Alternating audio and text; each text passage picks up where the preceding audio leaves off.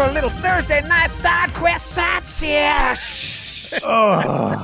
Yeah, Joey, can they hear me out there on the interwebs?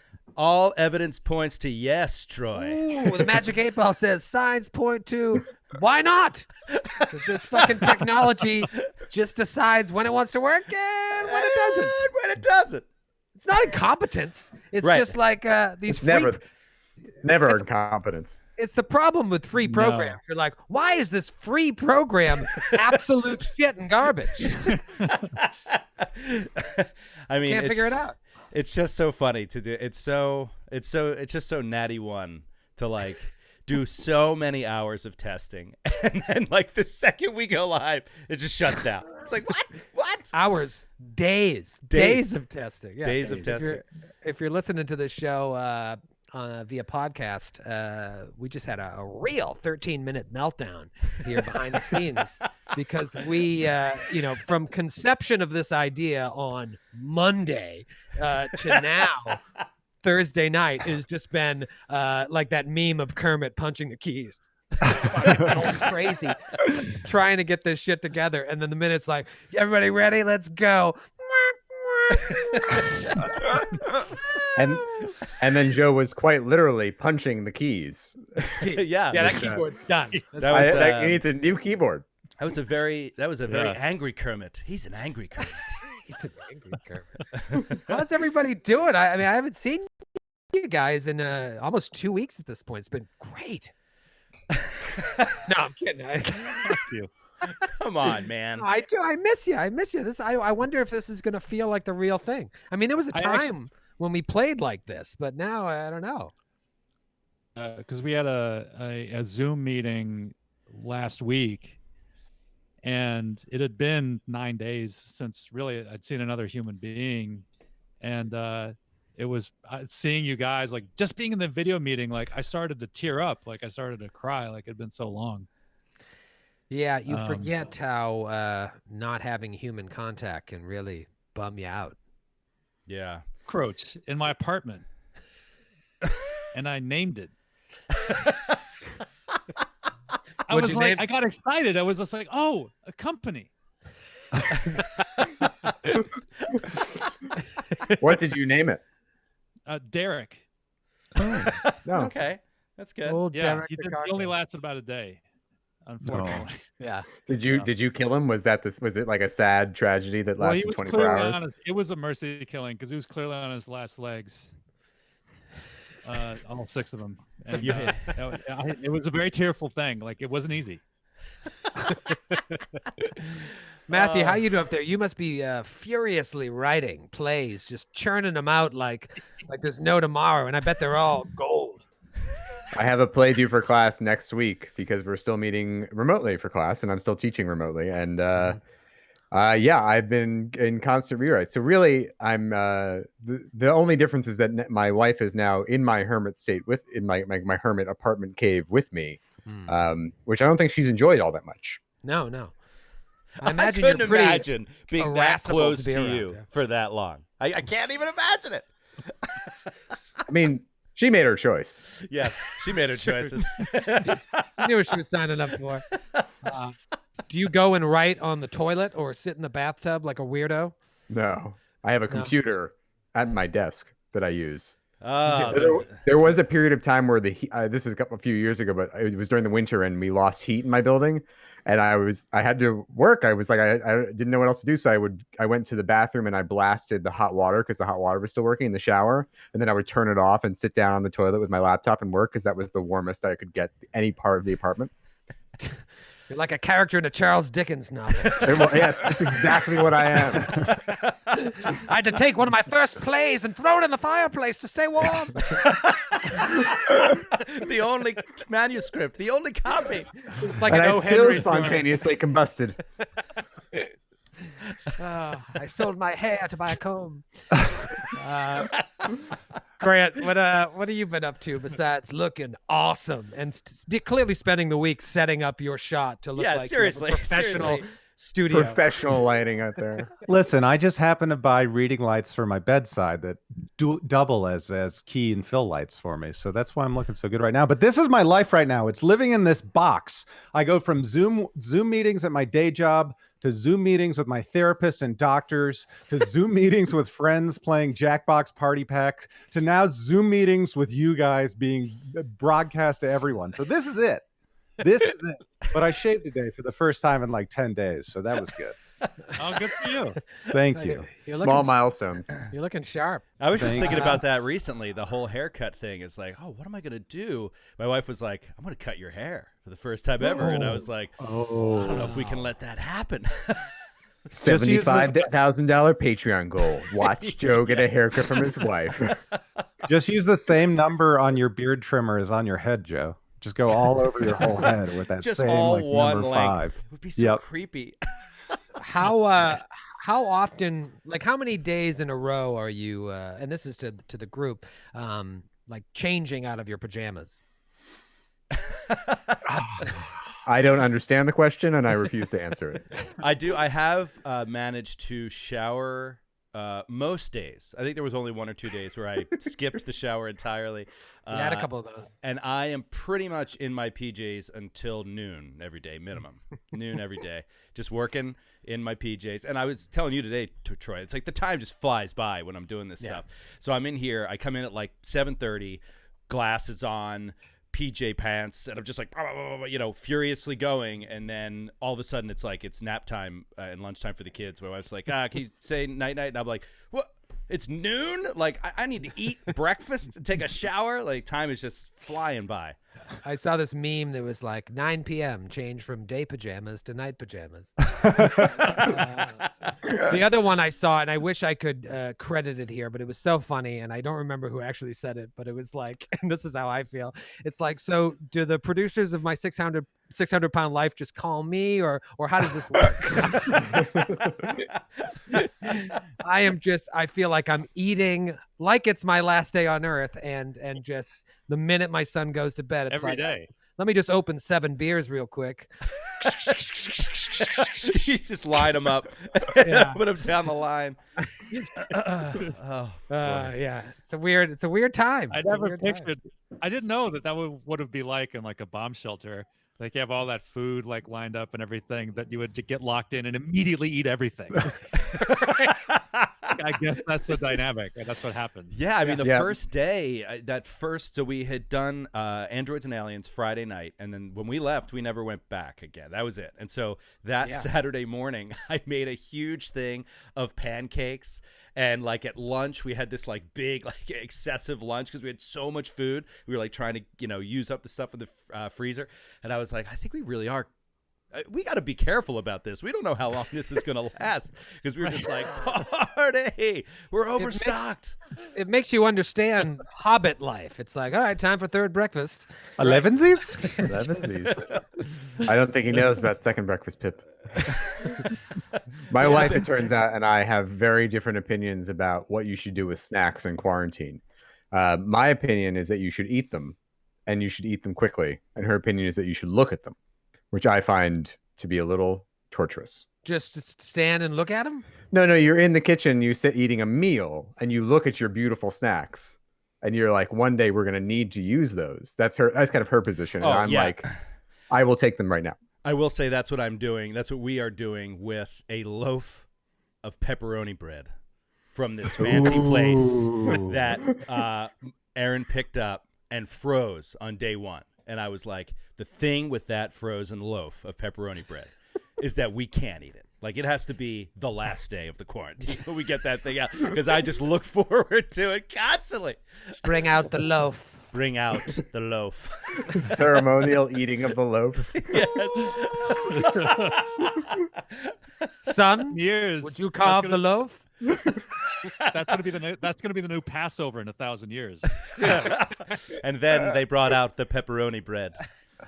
There were many cured meats, and the And people ra- rejoiced. And Rabbi Eliezer said to Rabbi, sorry. I want to go to a Seder so bad, but I don't think I'm going to be able to this year. A Seder would be so wonderful just to be around all those people.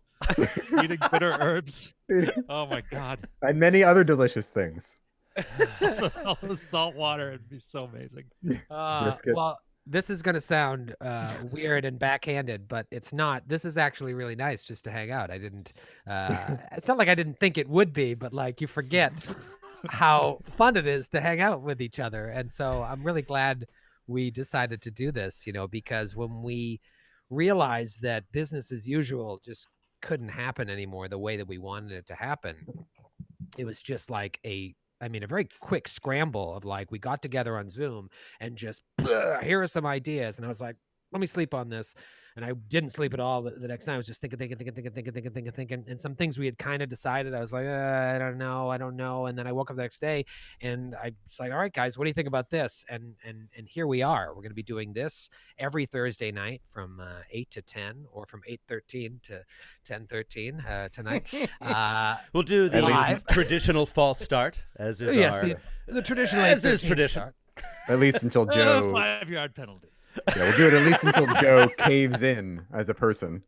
Right. Yes. Until you know what? We'll just start airing the startup, my freak out, and then you'll come back. It'll just be the four of you, and then just static in my box. It's like we've lost just Joe. Collapse into yourself like a dying star. He's a red giant, all right. So we're gonna do this live, and That's then good, Grant. this show will hit the Glass Cannon feed, because that's our baby. We got to put out content on that feed, and then of course, if you're not up to date on what's happening, my man Skid, who's right here, I think. And Yeah, you got it. That's right. That's photo. right. He is going to be running Rise of the Rune Lords for our Patreon subscribers. I don't know. Have you heard of that? Have you heard of the Rise of the Rune Lords? So you get a little excited. Rise of the Runes and a little side quest side Sesh. During our warm up and testing for this, which by the way was 2 hours long, Troy, you walked away for a little bit, and Matthew and I were both geeking out over our Rise characters.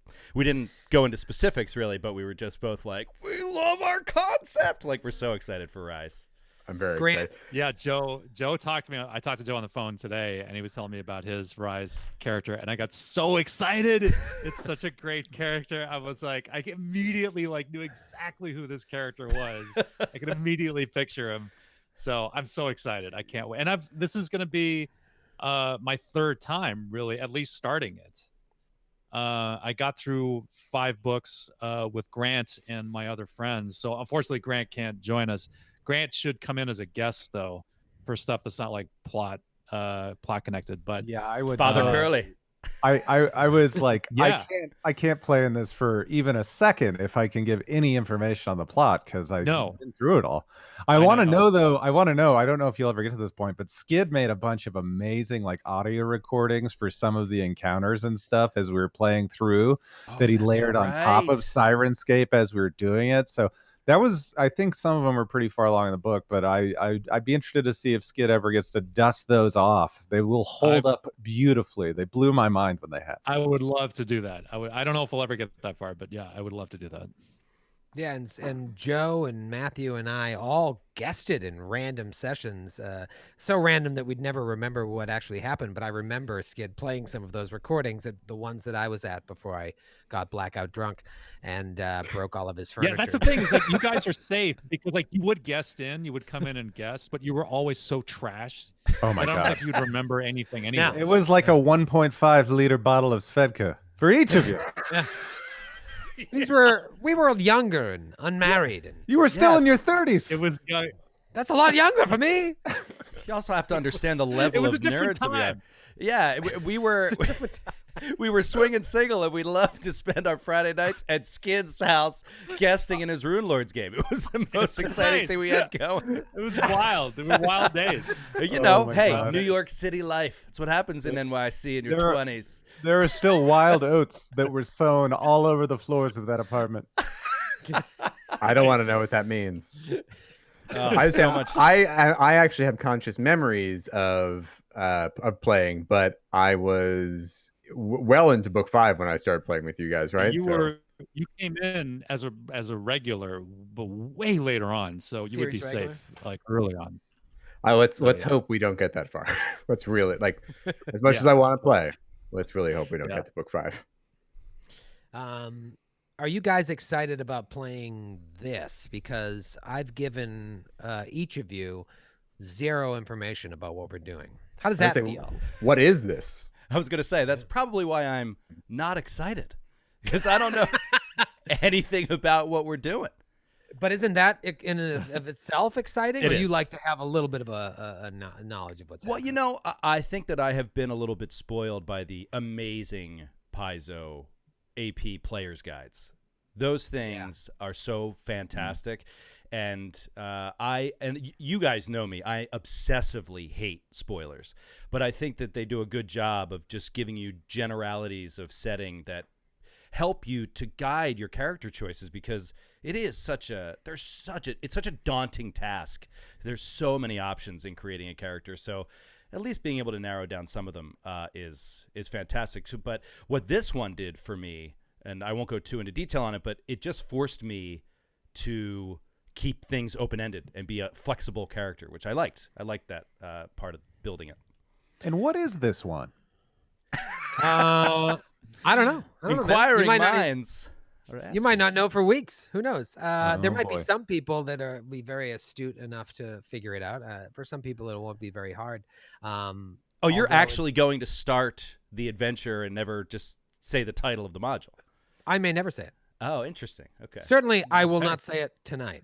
I know for a fact that if you are doing anything of a dramatic storytelling nature and you don't say the title of it in dialogue, that makes it an inferior product. What a beautiful view to a kill.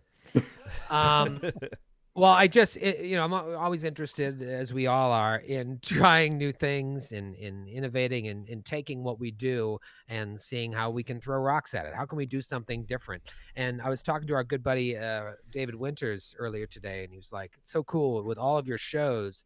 You don't have a lot of first episodes out there, and that's what this is, a first episode." And so going into this, I thought, how fun would it be if no one had any idea what was happening and you just created characters that you were excited about playing and had them react with no knowledge? And so that's what we're going to do. Oh, man. So fun. Me, I love improv. So fun. Improv's my fave. Zippity bop. We're good at it. Yes, and Thing. skippity bop, skippity boop boop boop. A little bit of that, a little bebop, little scat. It's a class skill for business majors. Improv. Were you a business major? I was a What business did you? major. What business? Cheese production? What did you? Yes. What was your focus? Well, you see, there was a big cheese mogul donated a couple mil to the university, so they really pointed their sights towards cheese. I had a focus in cheese with a concentration in provolone. I did my dissertation on sharp provolone and its stench from within 10 feet. No, what was the question? I don't even remember. I bet there is someone who did their dissertation on sharp provolone, and I want to read it. Oh, God, how many people love a here sharp provolone. like sharp provolone? Because it's kind of a polarizing cheese. Dude, you know the first time I It's had kinda sharp like- provolone was with you in Atlantic City. Yeah. In the basement of the Bellagio. Yeah, at Tony Luke's At roast Tony pork. Luke's, yeah. Oh, okay. Roast pork. I was going to say, how did you consume your sharp provolone? Melted on some roast pork with a little broccoli. Rob, dude. Oh, broccoli. I've never Ooh. had sharp provolone. Yeah, it's like What? jumbo shrimp. It's like an Life-changing. oxymoron. Sharp provolone. Yeah. It's the only way to eat provolone. Is it still not as sharp as like a sharp cheddar? It's more sharp. It's sharper. Oh, really? It's really It's sharp. sharper. I'd love it. It's sharper, bro. I kind of All want this to talk just of bullshit. cheese. I know all this talk of cheese is getting me hungry. But I think we should jump into this side quest side sesh. Well, hold on a second. I want to do a Oh, couple. wait, no. You got some things you want to talk about. I have but the one orders of thing I was going to business. say before we jump in is that what's also cool about this, and I think what lent itself to me just being like, I don't want you to know anything. Let's see what happened is we don't know how long this is going to go. We don't know how long we're going to be trapped in our fucking homes with no idea of when we can re-enter society. So it's like the open-ended nature of that as well, I thought would lend itself to this, because at any point I can be like, and we won't see you next week. But Joe, say what you want to say. You've got some very exciting things we're going to do for this. Yeah, I've got some very exciting news. One is Naish related. Very exciting news for the Naish, particularly those of you that subscribe to our Patreon. We are going to be instituting a Discord integration with our network now, which is going to be awesome, and it's going to be exclusive to our Patreon subscribers. The idea behind this was mainly generated from one idea, which was when we had to cancel our live shows, it not only was a real punch in the face for the old financials, but it Right in the old wiener. right in the old wiener, as they say. But That's what Troy calls his bank account. That's right. The old... Honey, stop dipping into the old wiener. Can I get direct deposit into my old wiener? We don't need any more chairs. You leave my old wiener alone. we don't need any more chairs. Does your wife have a chair buying problem? She loves chairs. Can't get enough chairs. But one thing though that we do miss, obviously we've been talking about how great it was to get together tonight. We miss the social aspect of the Naish, and one of our favorite things about the live shows is the meet and greet. And so we're trying to figure out a way to reward all of the amazing people that have stepped out in the last week and increased their pledges in order to support us during this difficult time. And we were like, hey, why don't we make that weekly and part of the whole process? So what we're going to do is we're going to have a Patreon exclusive Discord server that anybody at the $5 tier and up can join. It'll have a bunch of channels for you guys to chat and do different stuff. You'll see it once it goes live next week.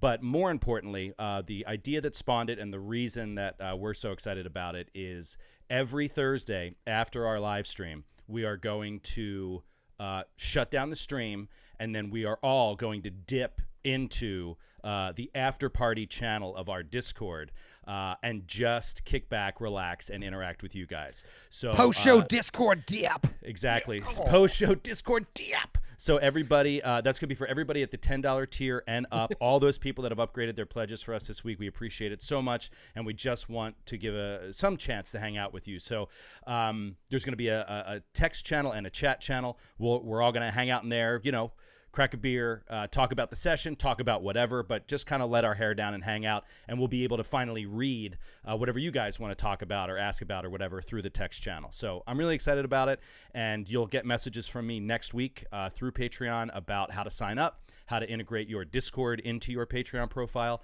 and get ready for next week's after party.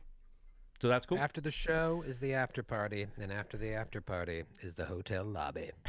That's right. And then another piece of news, much more important, and to be honest, the thing I'm most excited about, which is we are committed to making a charity donation part of this process as well, part of this new show that we're doing, because people need it, and your guys' incredible generosity over this last week has been inspiring to us. I had an hour-and-a-half long phone call with Patreon today talking about it, just how incredible you guys are and what an amazing community you are, and so we need to give back however we can. Obviously, we have to keep things stable for ourselves, but we also have to make sure that we are giving back your generosity out into the world right now. And so when it came time to pick what to do, I was inspired by speaking to my sister, who is a nurse outside of Philadelphia. She works in Montgomery County, which has one of the highest coronavirus cases right now, case numbers outside of actual Philadelphia County.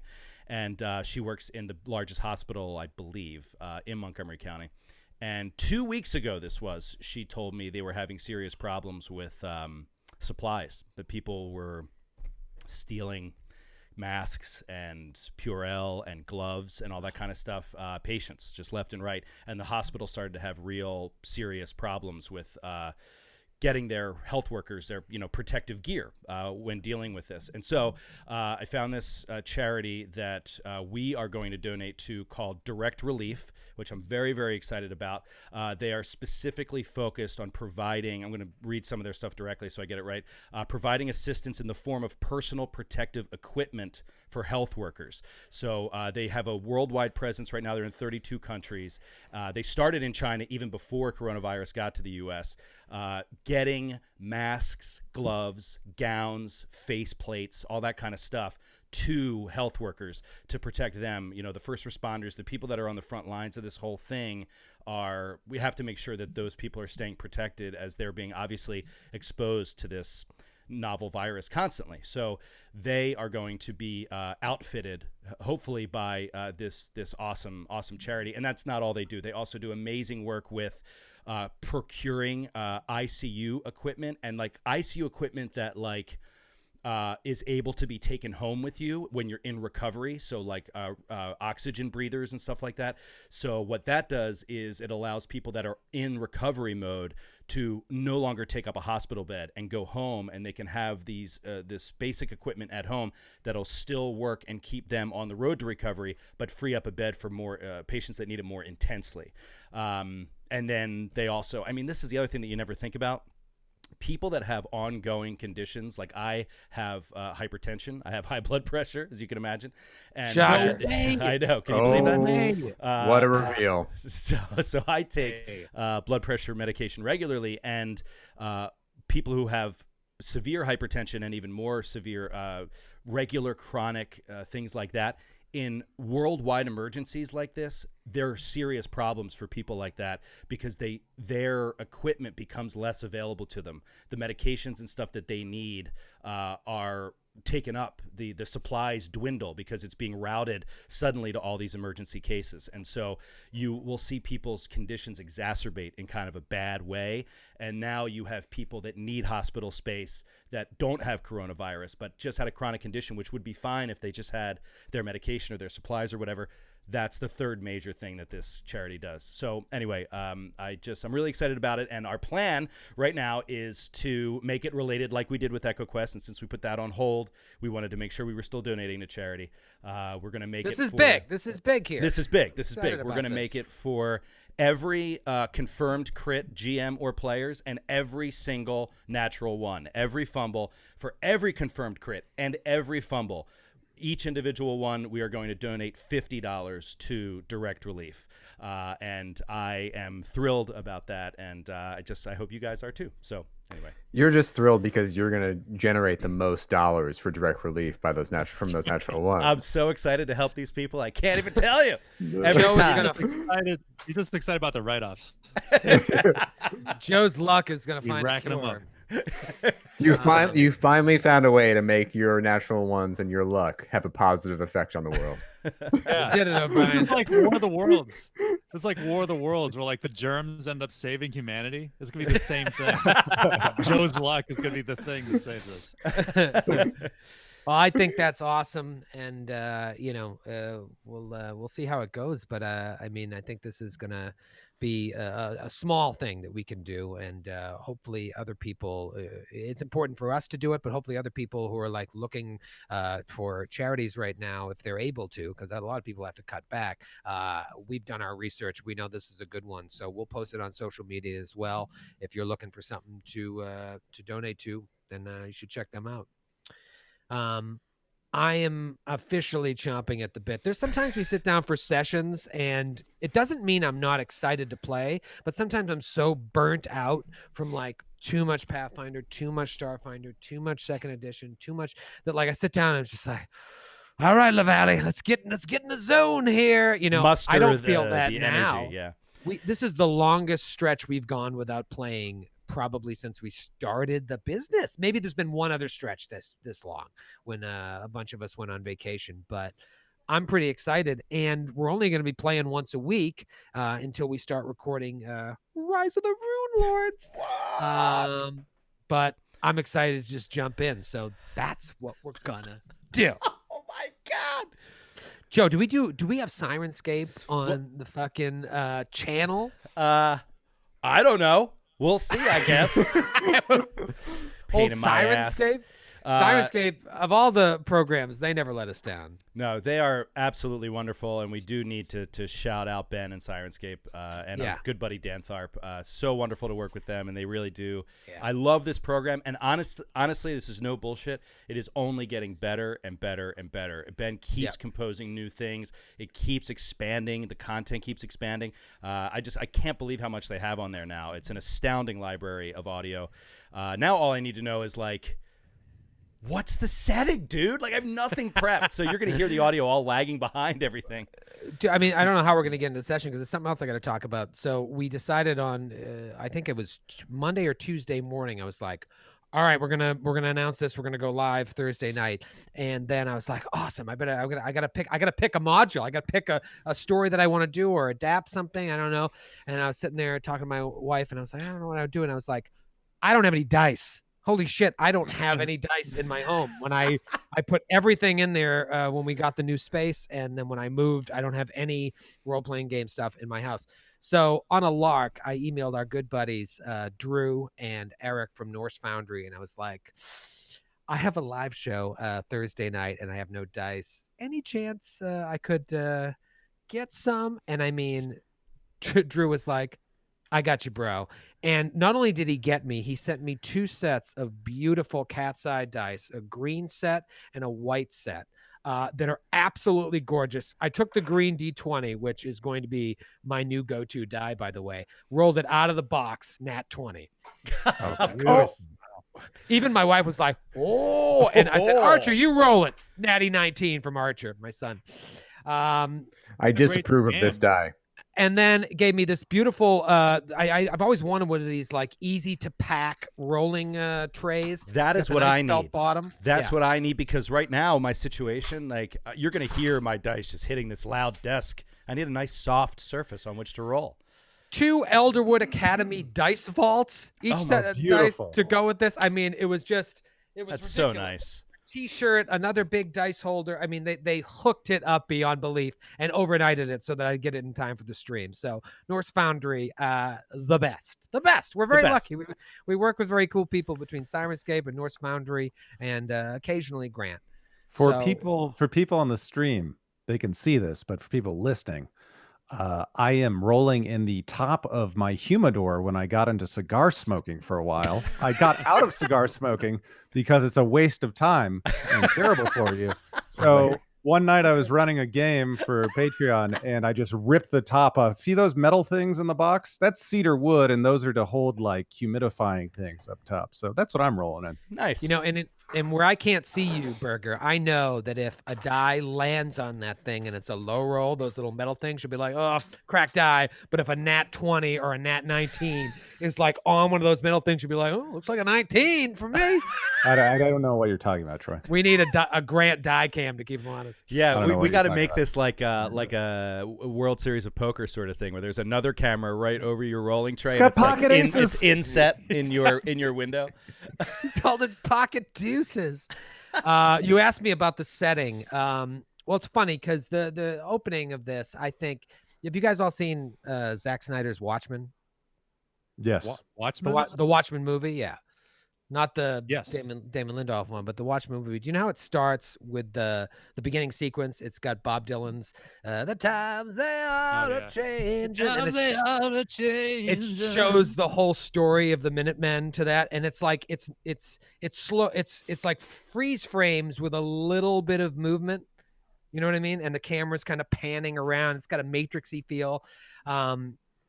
That doesn't answer your question, Joe, but I still got nothing.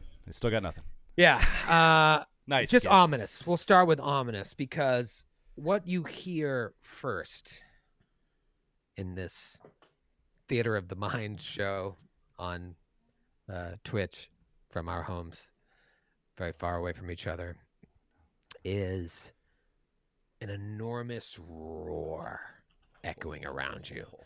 It's just like,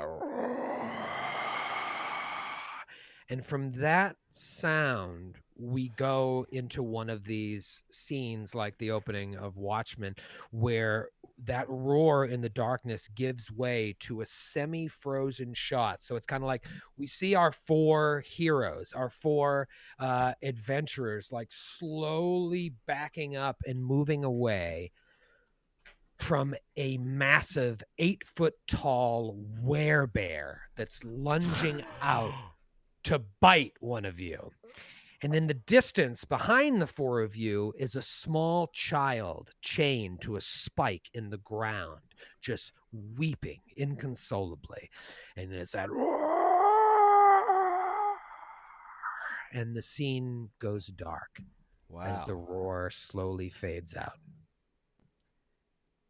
Now, and especially now that Joe has the inappropriate music ready for this change of scene, I just can't. We see the outside of a tavern with a ramshackle, slightly tilted roof. There's a hastily made sign above the door that says the Lean-To Tavern. We kind of swoop in, past the sign, over to the front window of this apparently lively tavern. Wait, is it an ominous tavern? It's a very dark tavern. Is that, are there just dead bodies inside? Should I change it? Yeah. It's like the Ghost of Christmas Past when Scrooge sees old Fezziwig. Yeah. That's what it sounds like now. Okay. Old Fezziwig, my old boss. No, we pan past the sign that says the Lean-To Tavern, right up to the front window, in through the window, up to a table where we see four people huddled around the table talking. One of them looks like one of these crazy heroes we just saw, like slow motion backing away from a werebear. The other three do not. They don't resemble at all the other three people that were the one person that we do recognize. And the one person that we do recognize is a gnoll. What's a gnoll? Skid, what's a gnoll, and what does this gnoll look like? Gnolls are hyena-like humanoids. They're tall, hunched over.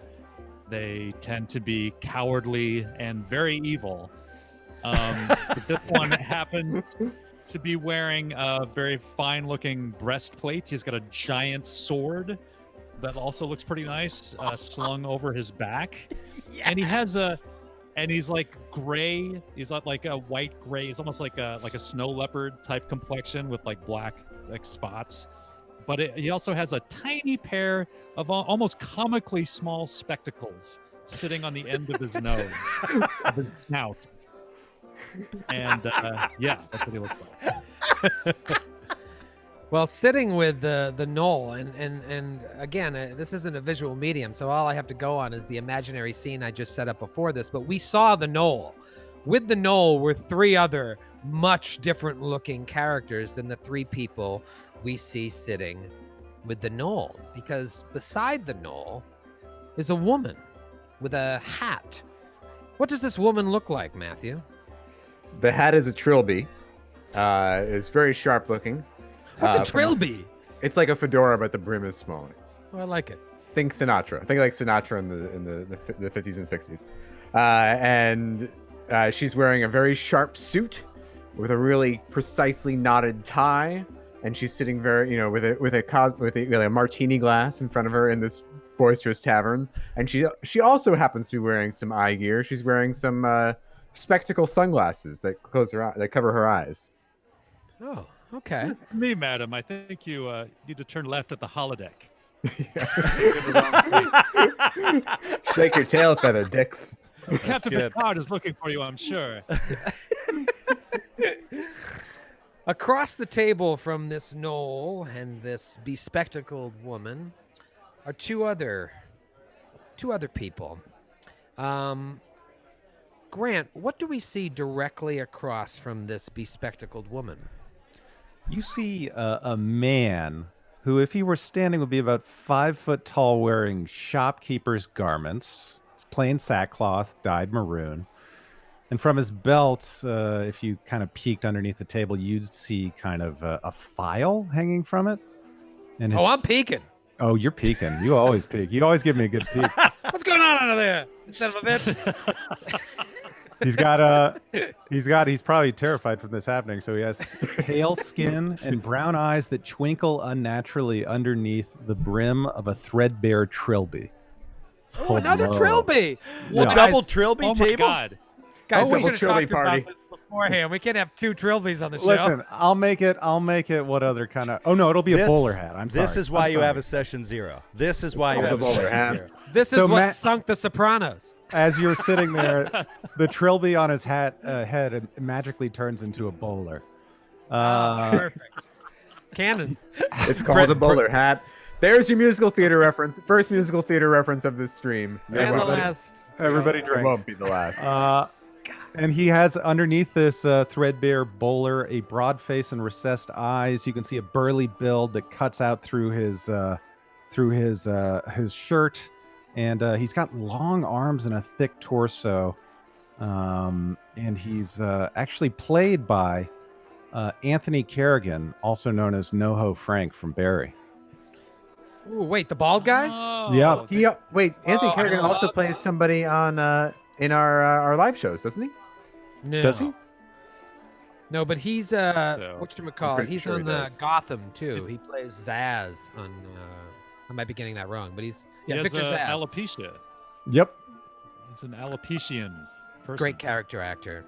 Cool. Did you cast your character? I mean, Skid, you're playing a Knoll. Do you have a CGI actor? No. Oh, he's a knoll. Like he looks No. nothing like a human being. So. You actually, we went on a limb Played by here. me. I'm not gonna deny my self work. We that I can cast easily an do from my actual home. Knoll in this, but no Knolls were Yeah, harmed. he's played by Garth Xanafex, the famous Knoll actor. Who he is. Oh, Xanafax Garth still Xanafax. alive? You'd be amazed. Look at his IMDb. It's insane. I saw Long Xanafax guy's do played. Henry V at the Globe. Henry V. Matthew, did you cast your character? She's played by Portia de Rossi. Ooh, love Portia de Rossi. Who's Next that? to Are you serious? fucking Ellen DeGeneres' wife. She is on Arrested Development. Thank you. Development. Ah, Think of okay, Arrested okay. Development. Yeah, the sister. Next to Grant's overly described character is another character. We're having a good time. Looks like a man, right? Yes. What does he look like, O'Brien? Human man. He looks rather dapper, debonair. He's good looking. He's an attractive man. Like who? he- Who good looking? Like Ryan Reynolds, good looking. Ooh. I feel like that's your go-to. Ryan Reynolds? Yeah. You've definitely got a type. Yeah, you like a Ryan Reynolds. Let me see your walls. You got a Ryan Reynolds poster in there? I think you'll see why Ryan Reynolds is perfect for this once we Okay. get going. But he's leaning back a little bit in the chair, and his hair is just like it's done perfectly. He's got some product in there, whatever medieval pomade is like slicking back his hair, long black hair, not like shoulder length, slicked back, a little bit falling in front of an eye. He's kind of like looking inquisitively around the room, and has a bit of a smirk on he's an his inquisitor. face.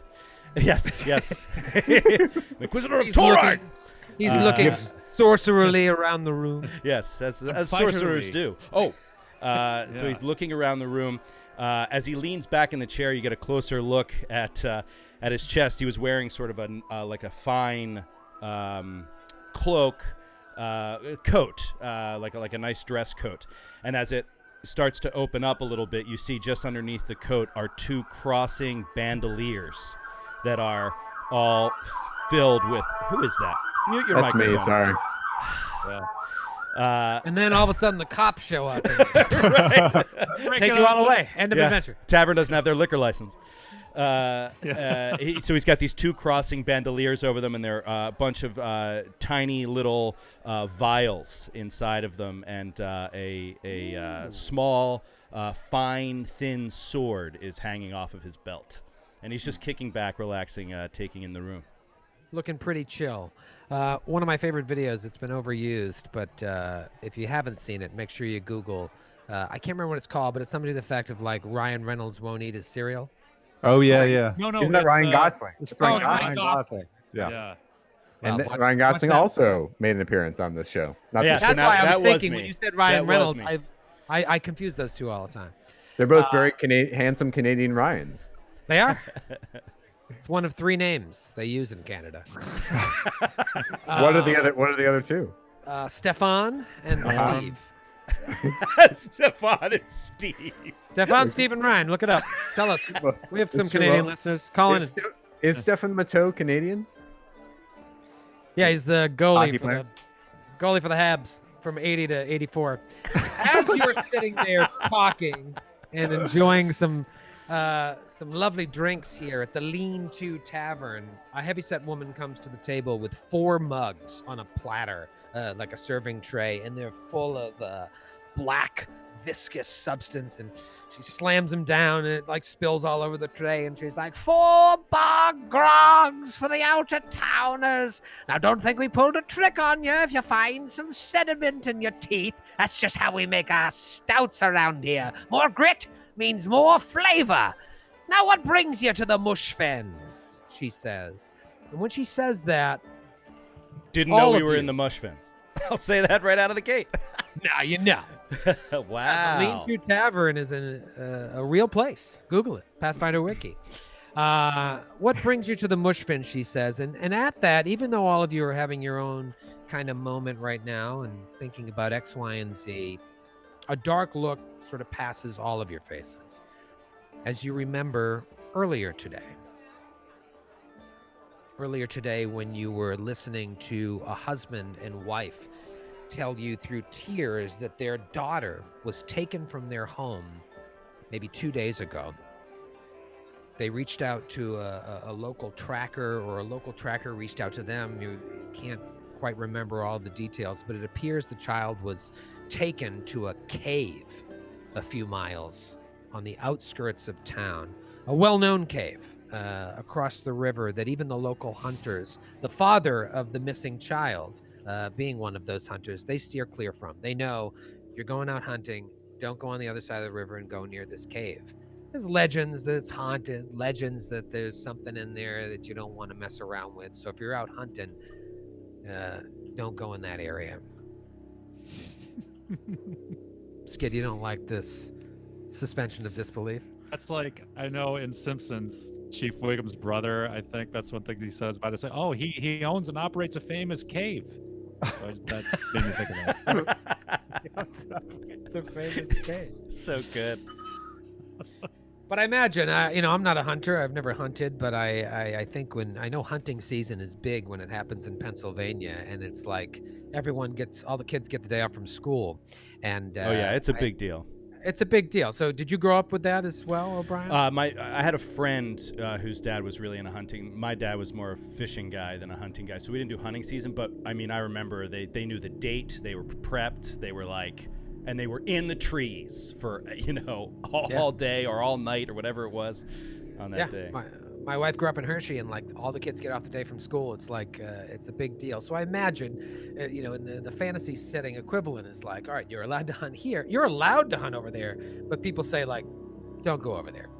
That's just not an area you want to go. And so the local tracker,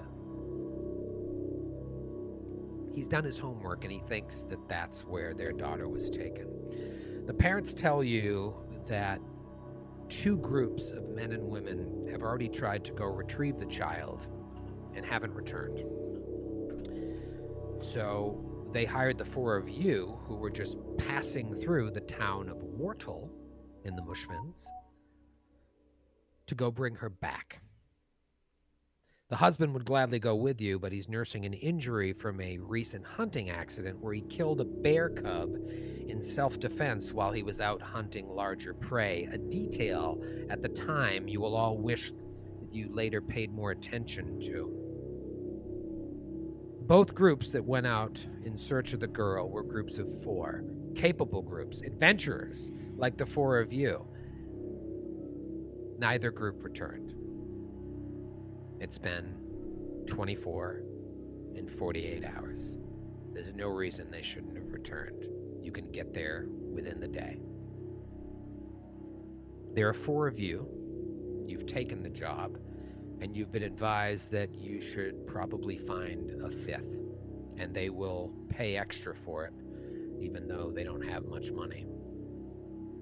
They suggest someone local, someone who knows the area. They might be your best shot at success because you're not from around here. So that's what brings you to this tavern. That's what brings you to the lean-to, because maybe here you'll find the muscle that you need. Maybe here you'll find that local person that can help you finish the job. You finish your story to the barmaid, giving her way more information than she probably needed, and she just smiles and walks away with her empty, wet tray. The whole time you're telling the story, there's a large, red-headed, muscular guy sitting back listening to your story.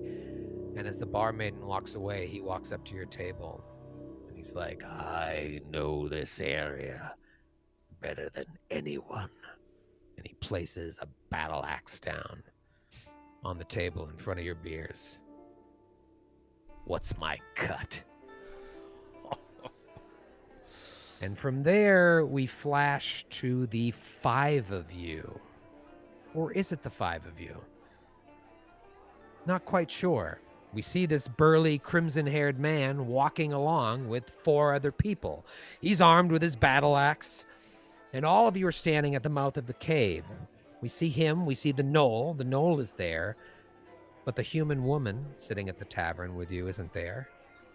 The shopkeeper-looking dude, who we looked under the table at, isn't there. And Ryan Reynolds isn't there. Instead, What? there are 3 other strange-looking companions. What do those companions look like, Matthew? One of them is a tiefling woman with horns and one eye that is, a standard human iris and pupil, and the other eye that is completely black.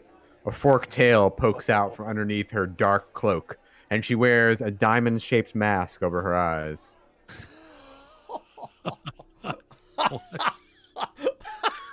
Isn't it so much better to have no idea what's going on? I have no idea what's going on. Amazing. I guess. I guess. What else do we see? Grant, what else do we see? We see a man with an ape-like visage, bald head framed by blazing red eyes, sharply pointed ears, and razor-sharp teeth poking out of his mouth. His skin is sickly gray, and a scowl takes over his countenance. He's a hobgoblin, played by Vin Diesel from the latest film, Bloodshot. Little known fact, I own Bloodshot 1 through 13. Wow. Valiant Comics, I think. And if that weren't enough, there's a hobgoblin, there's a tiefling, there's a gnoll, there's this redhead dude who is now all of a sudden the most normal-looking person in the group, because there's one other creature there. What does that creature look like, Joe? Well, as we come in closer, we see... Oh, wait a minute. From afar, yeah, no way. But as you come in closer, you're like, that is Ryan Reynolds. It is, but it... That just- is Ryan. Honey, I thought that was Ryan Reynolds. I told you. I told you. Can we grab a picture? I looked him up. I paused it. It's Ryan Reynolds. It's Ryan Reynolds. I barely recognized him. It's so I barely young. recognize him. It's amazing what they do with makeup. Hey, young Ryan Reynolds. It is Ryan Reynolds. However, he has a strange changes have taken over his features. He has the beginnings of fur on his face, under his eyes. A couple of his teeth, his incisors, have elongated a little bit. He has these pointy ears that have gotten large and have flared out a little bit, and a weird pug nose that has sort of stretched a little bit out in front. Still the same hair, flicked back. It's a little bit scraggly now, but otherwise he looks the same suit, same weaponry, same everything, but his face has just been distorted, and his the backs of his hands and his knuckles are all very hairy and have gotten a little bit long and a little bit sharp. It's just odd looking, and he's just sort of like, I know why he did this. They pitched him this. They're like, Ryan, we all seen the movies where you look great. What if you do a short podcast that will only exist until this quarantine's over, where you play someone ugly, pug-nosed, and hairy? exactly. He said, "Yup." Uncredited. I'm in. Uncredited. And uncredited. He didn't want to pull focus from all of us. Yeah. He didn't want to outshine us or downstage us. He just wanted to be part of it. He just wanted to be part of the project. That's the kind of star that he is. He just doesn't think about himself in that way. Well, and considering The Rock's not going to be in the next Fast and the Furious because of how Vin Diesel's hatred of being outshone goes, it's a good move by Ryan. Ryan Reynolds and his wife, Blake Lively, live 19 minutes away from me. So I'm assuming we're going to be best friends. Oh. I'll run Did this by him. you Google Map it? No, I just know he lives in Bedford Hills, which is where I do CrossFit now. Not worried about it. Actually, I don't do CrossFit anywhere but my backyard because I haven't left my house in 2 weeks. Can we make their house an emergency rendezvous point for our group? I think it only makes sense, Skid, if the Reynolds Lively's house is our GCP shelter. What do you bring as a housewarming Favorite gift? A place. bottle of aviation gin? Sharp Provolone. Sharp Provolone, okay. Sharp It's a standard housewarming gift. You always bring Sharp Provolone. The By the way- red-haired man. By the way, Matthew, you. it didn't take long. We already got an email with a thesis on Sharp Provolone. It's the That's subject beauty going live. for You Matthew. actually can. Exactly. I Thesis on appreciate Sharp that Provolone. greatly. You watch next one of Matthew's plays is gonna be like the Sharp Provolone's mistress. Fun and disappointing fact about Sharp Provolone is that most of it is not vegetarian. Ah, that is disappointing. Yeah, animal Very rennet. disappointing. Wow, I haven't had Sharp Provolone in a very long time. it's a shame. It hurts me. Yeah, yes, they're gonna kick you out of your Italian heritage. You're out. Capital You're out. The red-haired man that's with you, which shockingly enough, when I was working on this, didn't think he'd be the most normal-looking dude, but he is. He points at the cave and he's like, "That's the place." He kneels down. He runs his fingers through the dirt. He tastes it a little bit. These tracks look fresh. Looks like the other groups made it this far and their journey ended inside. Weapons out, and watch your step. The 5 of you enter the cave. It's pitch black. Who has dark vision? I do. Raise your hands. Is that everybody except Joe? And Yeah, Grant? I do not. Grant has it. Grant All right, has it. so the gnoll and the now tiefling have some dark vision. You walk in and you can see at least 60 feet in front of you. You don't get more than 50, 60 feet in until you feel something squish underneath your feet. Matthew and Skid, your characters can see that it's a body, and now that you see that, you can see up ahead there's several bodies. And as you look in deeper, they're all headless, freshly decapitated from the smell of blood in the air. There's not a smell of rot yet. It's blood. It's colder in the cave. Maybe it's preserving these corpses. You don't even have time to take the whole scene in when you hear sounds of faint crying coming from deeper in the cave. So all of you, like just lockstep, move towards the sound. Cautiously, though. You're scanning the walls, the ceiling, the floor for any sign of creature or creatures behind all of this. The 4 of you, red-haired guy aside, have been adventuring for a while together. I don't know what it is you do. Are you mercenaries? Are you guys trying to make a name for yourselves? Did you start in one adventure path and then jump to a book to another adventure path? Who knows? But you find yourselves taking this job, bringing on this other guy as extra muscle. And now all of you are rushing towards the sounds of this crying. Another 100 feet or so into the cave. It's hard to tell at this point because it's got a little windy. You turn the corner, and in the distance, you see chained to a spike in the floor in the back of the cave is a little girl, and she's just weeping quietly. Kind of hyperventilating. Each of you walk forward, still hyper aware of your surroundings. When suddenly you hear a voice in the darkness behind you. A voice creeps out of the shadows and says, "A child. For a child. I will not rest until all of you pay." And then a huge roar. You turn and you watch emerge out of the shadows your red-haired companion polymorph into a fucking werebear. What a Roll for initiative. Oh my god. Wow. Oh my god. Oh, okay. There's a twist. There's a 9-15 twist. Natural 20. Oh no. Oh no. Oh, hey. no. Wait. Oh no. Natural 20 on initiative. You know it's going to be a fun night. Let's go to... I'm telling you, this die is the die of the future. Let's take it over to roll 20 here. Why the hell not? Oh, huh? hell yeah. Oh, Okay, gosh. all right. Oh, this is nice. Cracking open a little Miller Lite. It's Miller time. It's Miller time. Hey. Miller time. Oh, this dirtbag. This son of a dirtbag. gun. Son of a gun. Let me take you guys to the map here. Move off the splash image to this sweet map. Oh, that is a sweet map. You see the four of you. Your names are now visible. Ah. God, the people listening at home don't even know these names. But you see the four of you were moving forward to get after this girl to try and figure out what happened. And then behind you, werebear. It's a werebear. It's a werebear. Let's talk initiative. I have your names, so I'm going to say them, and then you tell me what your initiative is.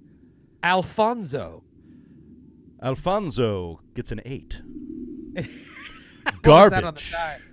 That was a natural 5. The shittiest die roll there is, Troy. Classic. We should have about- done charity donations for natural 5s. Yeah, thought about it. Braven. Braven got a 21. Ooh, 21 for Bravon. did. What about, am I pronouncing this correctly? Karivar? Karazur. Karazur. Well, I need to change Karazur. that. Karazur. Karazur got a 2. A 2 for Karazur. A 2 for Karazur. And then perhaps my favorite. Wait, I want to make sure I get this right. Get it right. The Crystal Ghost. What did the Crystal Ghost get? What did the crystal? You are such an idiot. The age-old question: what did the crystal ghost get? The Crystal Ghost got a 13. Oh, that voice. There she is again. Oh, wow. She's back. Wow. All right, it is round 1, and Grant, you did get a 21. Unfortunately, it doesn't beat the Werebear's 22 I thought so. with the old +2 Nishbone. Oh, man, I am excited. I'm excited. I don't even care what happens. I'm just excited to roll some dice. All right, so he is going to move up. All right, so we got the Crystal Ghost and Alfonso are within. He is going to move up right to the Crystal Ghost. And he's going to try and bite the Crystal Ghost. Oh I no! love it. This is so funny. Against flat-footed AC, that is going to be a 12. Miss. Misses the Crystal Ghost. There you go. So that bite that we saw at the beginning of this thing, that the times that change, it was after the Crystal Ghost, and it just, boom, she moves back with lightning speed, and it just misses. Moving right along, it is Braven's turn. Braven. I love that Immediately- name, dude. I love it. Thank you. Immediately, both of Braven's hands go to the center of his chest, and he closes his eyes as he concentrates. And you feel the air around you get colder as he materializes all of the moisture in the air around him into a rotating shield of ice around his body. What? He then squeezes his eyes even tighter, and icicles emerge from his arms and shoulders as his eyes open and turn a glowing blue. He takes a 5-foot step immediately to his right and centers his hands in kind of a martial artist way and pushes them out in front of him, launching a blast of water at this werebear. How dare you? All right, is that a roll to hit? That is a roll to hit. Let's see if it gets there. Touch aces? No, it's regular AC. Regular aces? Yeah. 16. 16. That's a big old miss. Oh, Oh. I'm pretty sure. I don't know what that spell is, but I'm pretty sure the crystal ghost is dead. Dies? Yeah, Oh, man. automatically dies if you miss with that spell that I don't know the name of. What a shame. We were just getting to know her. Oh, and you're Such a dick. What a such bummer. jerk. Well, it is now the ghost of Crystal Ghost's turn. The crystal ghost. I'm gonna ask a question. To power attack or not to I'll allow power it. attack? Ooh. I'll tell you what. I didn't power attack. I thought about it. Didn't do it. If I didn't, maybe And you that should. was a foolish mistake. I'll go with power attack. So amazing. Natty 17. So that is Ooh. a 24 to hit. Oh, nice. dude. I'm gonna tell you something. I probably me shouldn't tell you. Just barely hits. Oh, we gotta get out of here. No. Let's know what we're getting into here. You Oh, just feel no. like you just caught flesh. Talk to me about damage. So the crystal ghost lashes out with a long sword that seems to be made of like glass itself, and it's flowing. If you look at it, it looks like it's moving a little bit. And she does 11 points of damage. Ooh. Can I be honest with you? Can I be honest Yes. with you right now? I want to be Yeah. honest with you. It looks like it barely hurt him. Oh, What? interesting. That dude's got some serious DR. What kind of a weapon is it in terms of like, does it have a +1, a +2, a +3? Is It is not magical. It's masterwork. cold iron, silver, anything? It Master. is Yeah. made of liquid glass. You know you hit. You know you hit. Whoa. But man, did not do any damage. This guy's got some DR, and you did not break through. Okay. The crystal ghost will then take a 5-foot step That will never hold. to try to get around this guy. Maybe give a little flanking bonus to Alfonso. Little flank bone for Alfonso. Flank Not bone yet, for but- Alfie. Well, it's a good thing you did that because it is Alfonso's turn. Alfonso, Alfonso. you're new to adventuring still kind of new. You're still working out the kinks of this team. You trusted someone you shouldn't have, and it looks like he's kind of tough. Yeah, this is no joke. All right, I'm going to start off with a knowledge check. See Smart. if I can't get a little. Is it knowledge nature? Knowledge Knowledge local? You know what? It would be knowledge local. All right, Alfonso will do a little knowledge local. That is a 17. Okay. Yeah. Yeah. You're dealing with a werebear here. Is there anything specifically you want to know? I want to know the DR. What cuts through the DR? DR. It's DR 10 silver. DR 10 silver. So if you don't You know have a what? silver Oh my weapon, God. you need to have at least a +3 weapon to cut past that. Now, I was this close to Energy. making an alchemical silver weapon. Oh no. horseshoes and hand grenades, good buddy. Obviously, you know there are certain things that just cut through DR regardless. But Right. if this party doesn't have that at its disposal, this is going to be a war of attrition. Luckily, there's only one enemy and 4 of you. But there's also a little girl chained to the wall. What do you want to do? Jeez. Okay. So seeing this thing sort of futzing with the crystal ghost, he's going to move. He's going to take a 5-foot step, move into position. Classic move. He has his rapier out. He's got a rapier. Okay.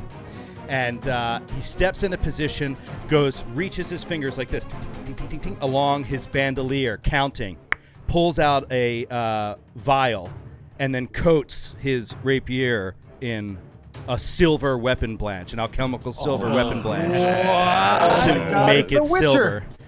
And then just drops this little iron thingy on the ground, and it's just tink, tink, tink on the ground. Wait, did you pre-buy something that would allow you to turn your weapon silver? I think This is our first official side quest, side sesh bottle cap. Side quest, side sesh, bottle cap. Oh, nice. Say that 5 times fast. Side quest, bottle cap. Nice. All right. Yeah, so no, that's great. That's great. I didn't think any of you would have an answer for this. All right, so you now know you can cut right through. right. Good So job, O'Brien. That's going to be his round. Go Because right ahead. I'm pretty sure that's a standard. I believe. Standard, not a swift. There's Standard, probably not a feat. Swift. I'll look it up. I don't know, but there's probably a feat that allows you to like swift, put that poisoni on.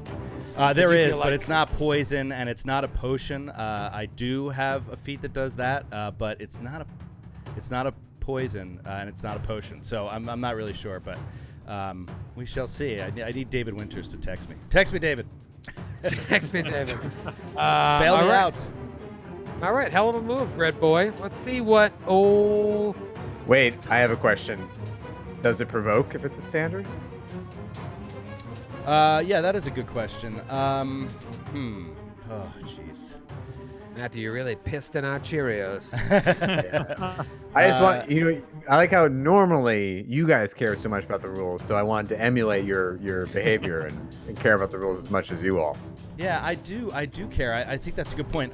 Sorry, my confusion is I just don't want to over-reveal. You know the way we love to play this game. I know. But I don't think you're in danger of over-revealing something that literally no one knows what's happening. I do have a feat that allows me to drink potions, elixirs, and other potables as a swift action, which is normally a standard without provoking attacks of opportunity.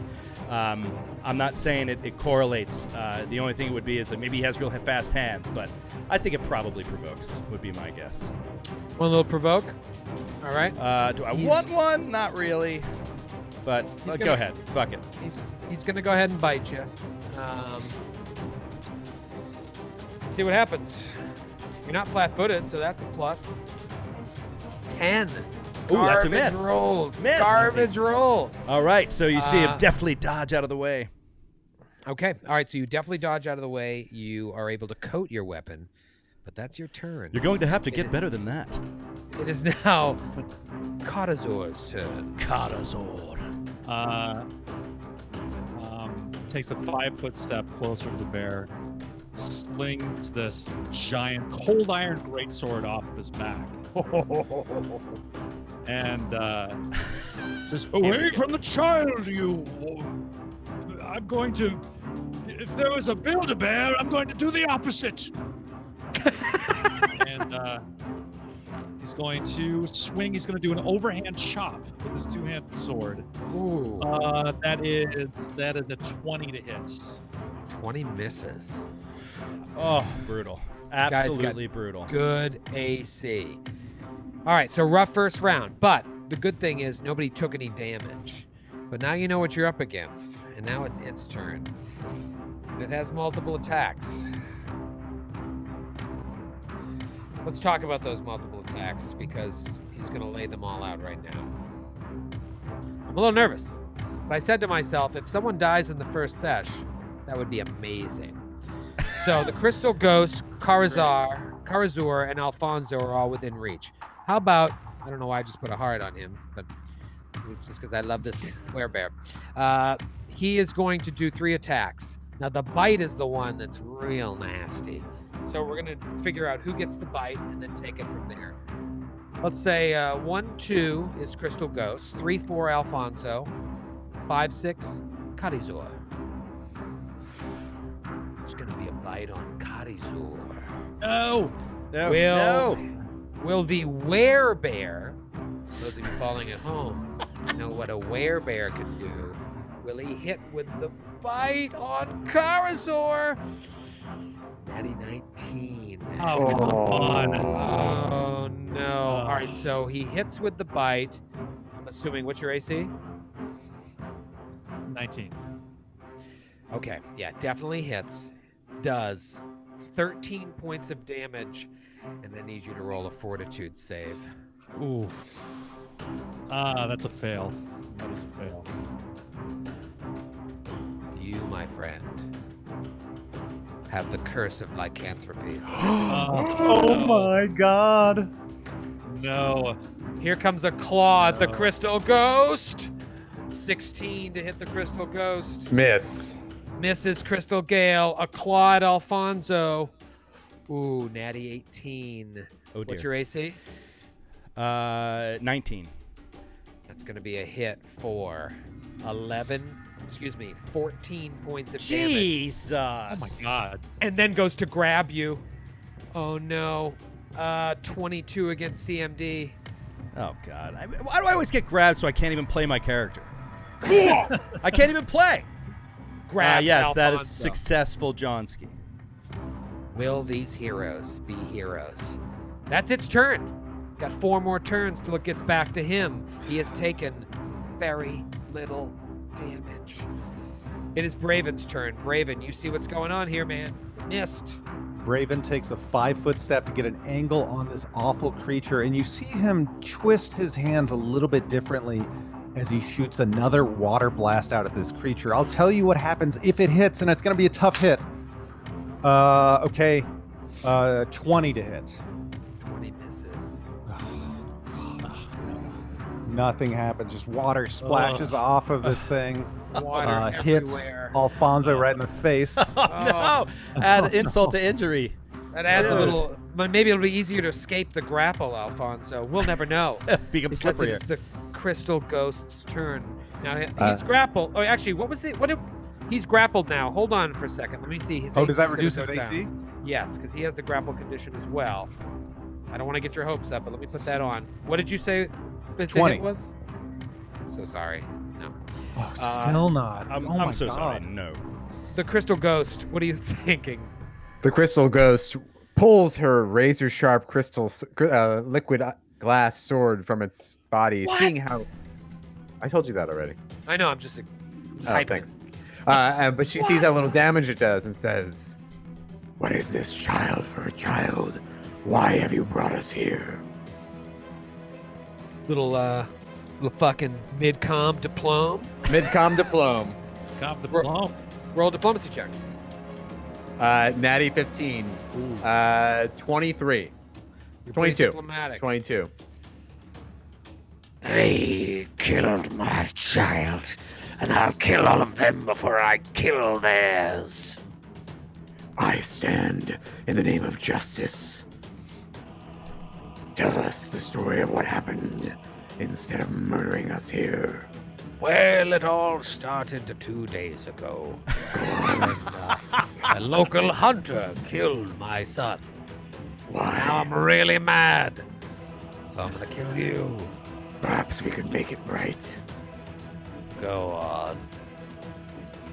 Why was your son killed? No, he doesn't say any of that. He just squeezes Alfonso tighter. All right.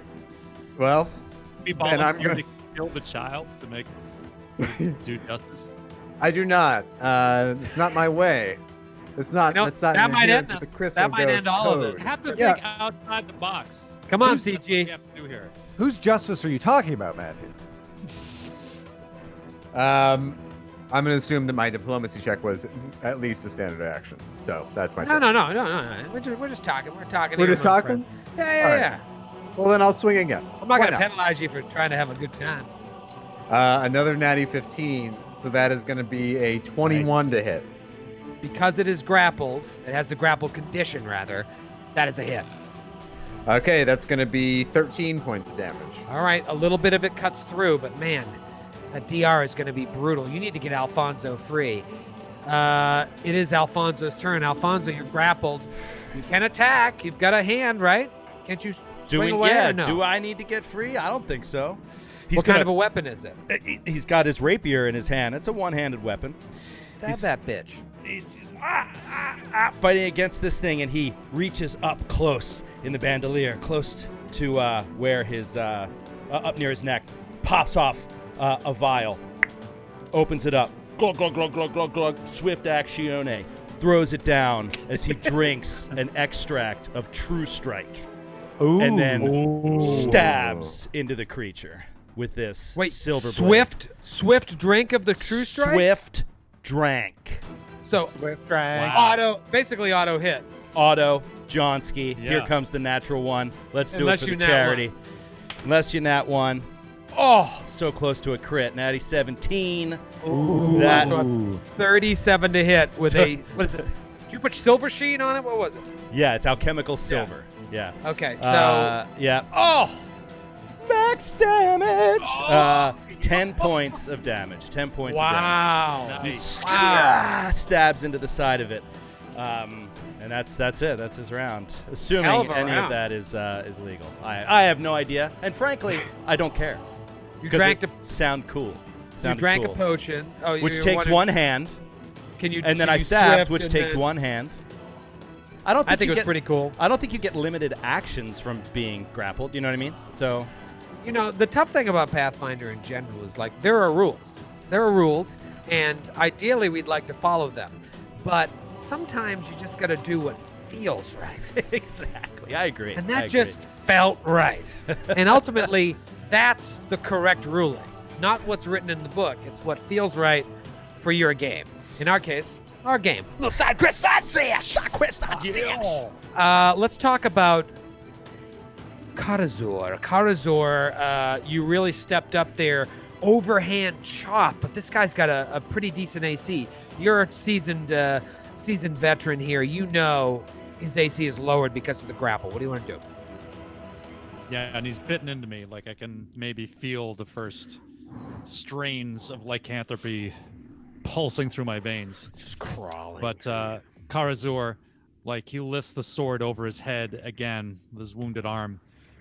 Because you'd better let my friend go if you know what's good for you. Natty 19. That is a critical threat. Critical threat. Critical threat. Critical, 22 to confirm. 22 to confirm. 22 to confirm. Is a confirmed crit. There we go. That's what I'm talking 50 about, bucks. 50 bucks of Cha-ching. direct relief. Nicely done, dude. Nice, dude. Oh man. You need all that. You know, you need that. 27. Wait. Oh no, sorry. Yes. Why don't we Give do me a fan give me critical? Why don't we do a fan Yeah, you know, I was gonna crit? say Sure. though, like, man, what a huge Sure. moment to have a crit come through because his damage, he needs that extra damage to cut through the DR. Totally. Huge. Dude, it's so huge. It's Yeah. so huge. All right, this one is either Michael or Michelle from Boston. Boston, Mass. Michel, from Boston. A splitting punishment. Your weapon arcs violently through the air as you remember all the faces of fallen friends. You break through armor, bone, and skin and eviscerate the target. Target takes double damage and 1d4 bleed. Reflex save, or also become stunned for 1 round. So this thing has to make a reflex save or it gets stunned. I don't like that. So I guess it's DC 22, right? That was your confirmation roll? Yeah. DC Yeah. 22 reflex. fail. Oh, This thing's okay. done. We just turned the tide. Wow. All right, Do you, so do you stunned. release a grapple when you're stunned? Oh. Hold the phone here. You know, it sucks not having my GM screen, but I'm Let's look. for the viewers at home, or for the listeners at home, I'm just dancing. Just dancing. yeah, at just home. I'm pretty sure you raised the roof. Well, you know what, Matthew? I don't know what the actual rules are, but what it does say is a stunned creature drops everything it holds. All right. I'm sure that would include Alfonso. I was like, You know what, it's I don't holding one Alfonso. I don't see it in the raw where it says it drops Alfonso, so I guess we just have to. It doesn't say if it drops Harry Ryan Reynolds. So I'm going to say he's still grappled. No, drops everything held, can't take actions, take a -2 penalty AC, and loses its dex bonus to AC. So now it's become easier to hit, and it's no longer grappled, and it loses a turn? Am I reading that Yes, correctly? it's stunned for the Also, yeah, it takes double damage. Let's not forget that fact. Give me the damage, Skid. Yes. What a turn, buddy. What a turn. Well Point. done. 25 points of damage with the cold iron sword, which I don't think that makes any difference. Wow, so 15 gets through, though, which is enormous. Enormous. And 2 points of bleed. All right, so it will bleed on its turn. Spoiler alert, it's its turn. It takes 2 points of bleed damage right off the top. That'll cut through that DR, right? So it takes 2 points of bleed damage and then loses this turn. This is an enormous round for you. I'll tell you, after the first round, I was a little worried for all you guys, but are you heroes? I don't know. We just met you guys. You're 3rd level. Are you heroes? It's Braven's turn. Braven, you've been pissing on this guy. Ugh. Just pissing and Just missing. pissing in the wind, betting on a losing friends. We're going to make the same mistakes we always made again. Braven is going to gather power. He's going to grab all the water around him, and you hear a sonic boom unleashed from his body as he centers all of his elemental energy around him. And a fist forms in between his hands made out of water and launches out at this dude. Let's see if it hits. This guy's like a superhero. Yeah, the worst superhero ever with a fucking 14.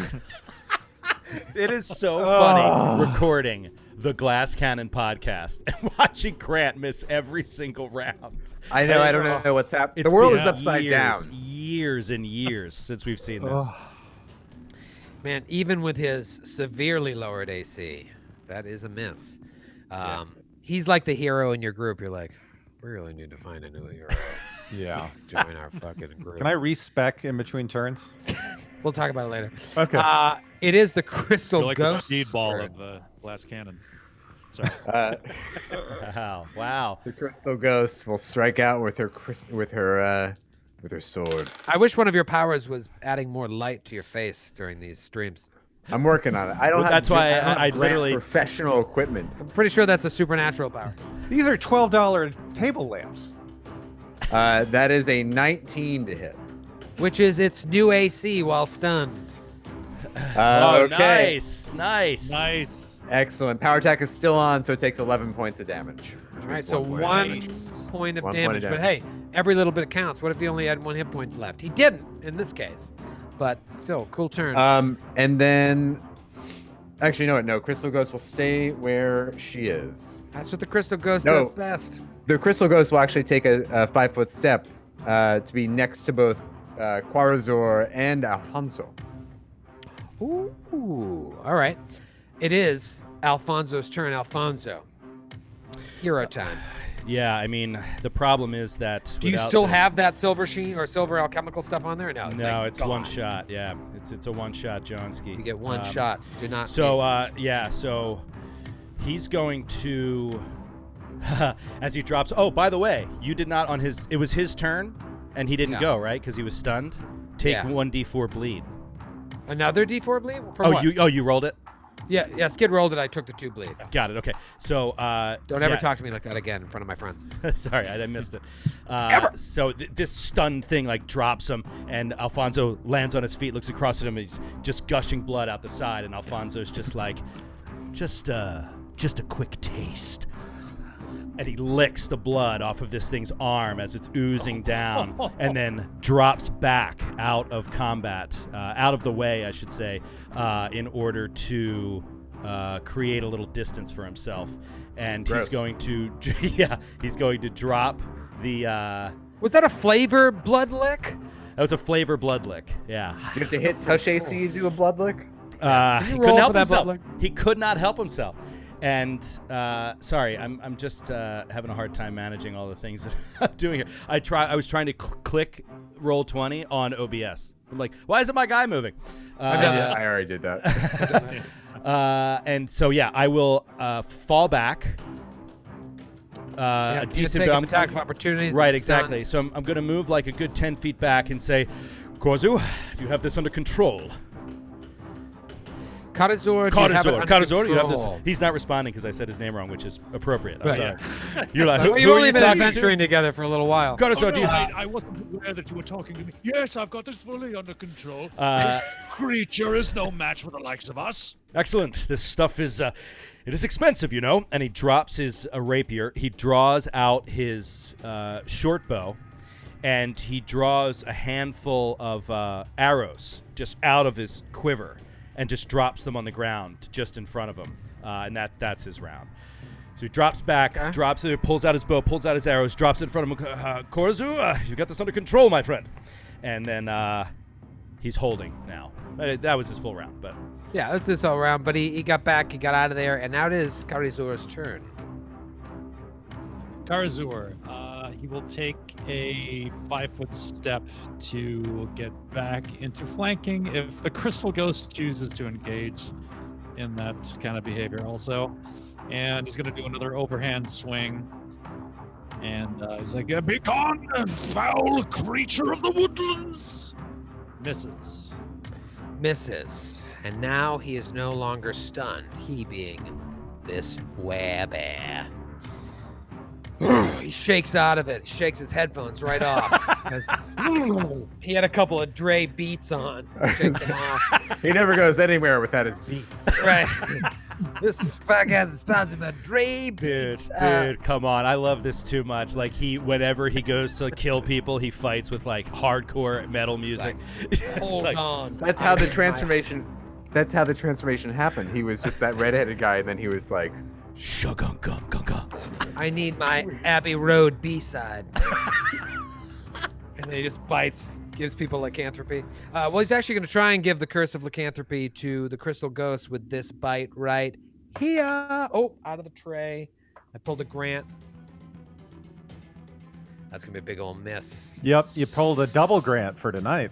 Double Grant. Out of the tray yeah, and a miss. God, a 7 to hit. First claw on the Crystal Ghost is a 16. miss.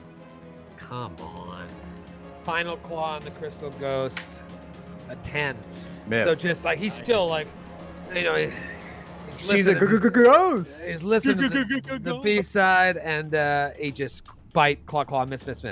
Rough round. You're not out of the woods yet, though, and it's Braven's turn. Braven, I'm not saying the team needs you to show that you deserve to be a part of the team, but thousands of people watching at home do.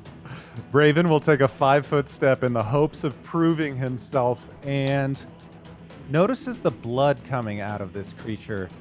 And as he reaches his hands out towards it, the blood pulls off in droplets towards him a bit before he unleashes another blast at the creature. Yes! I love it, dude. Oh, 17 on the die for a 24 to hit. 24, no longer stunned. Oh, I'm sorry, 23 to hit. Hits exactly. Yes! Whoa, nice, dude. Okay, so this racks the blood inside of this creature as it strikes him, ignoring all forms of damage reduction.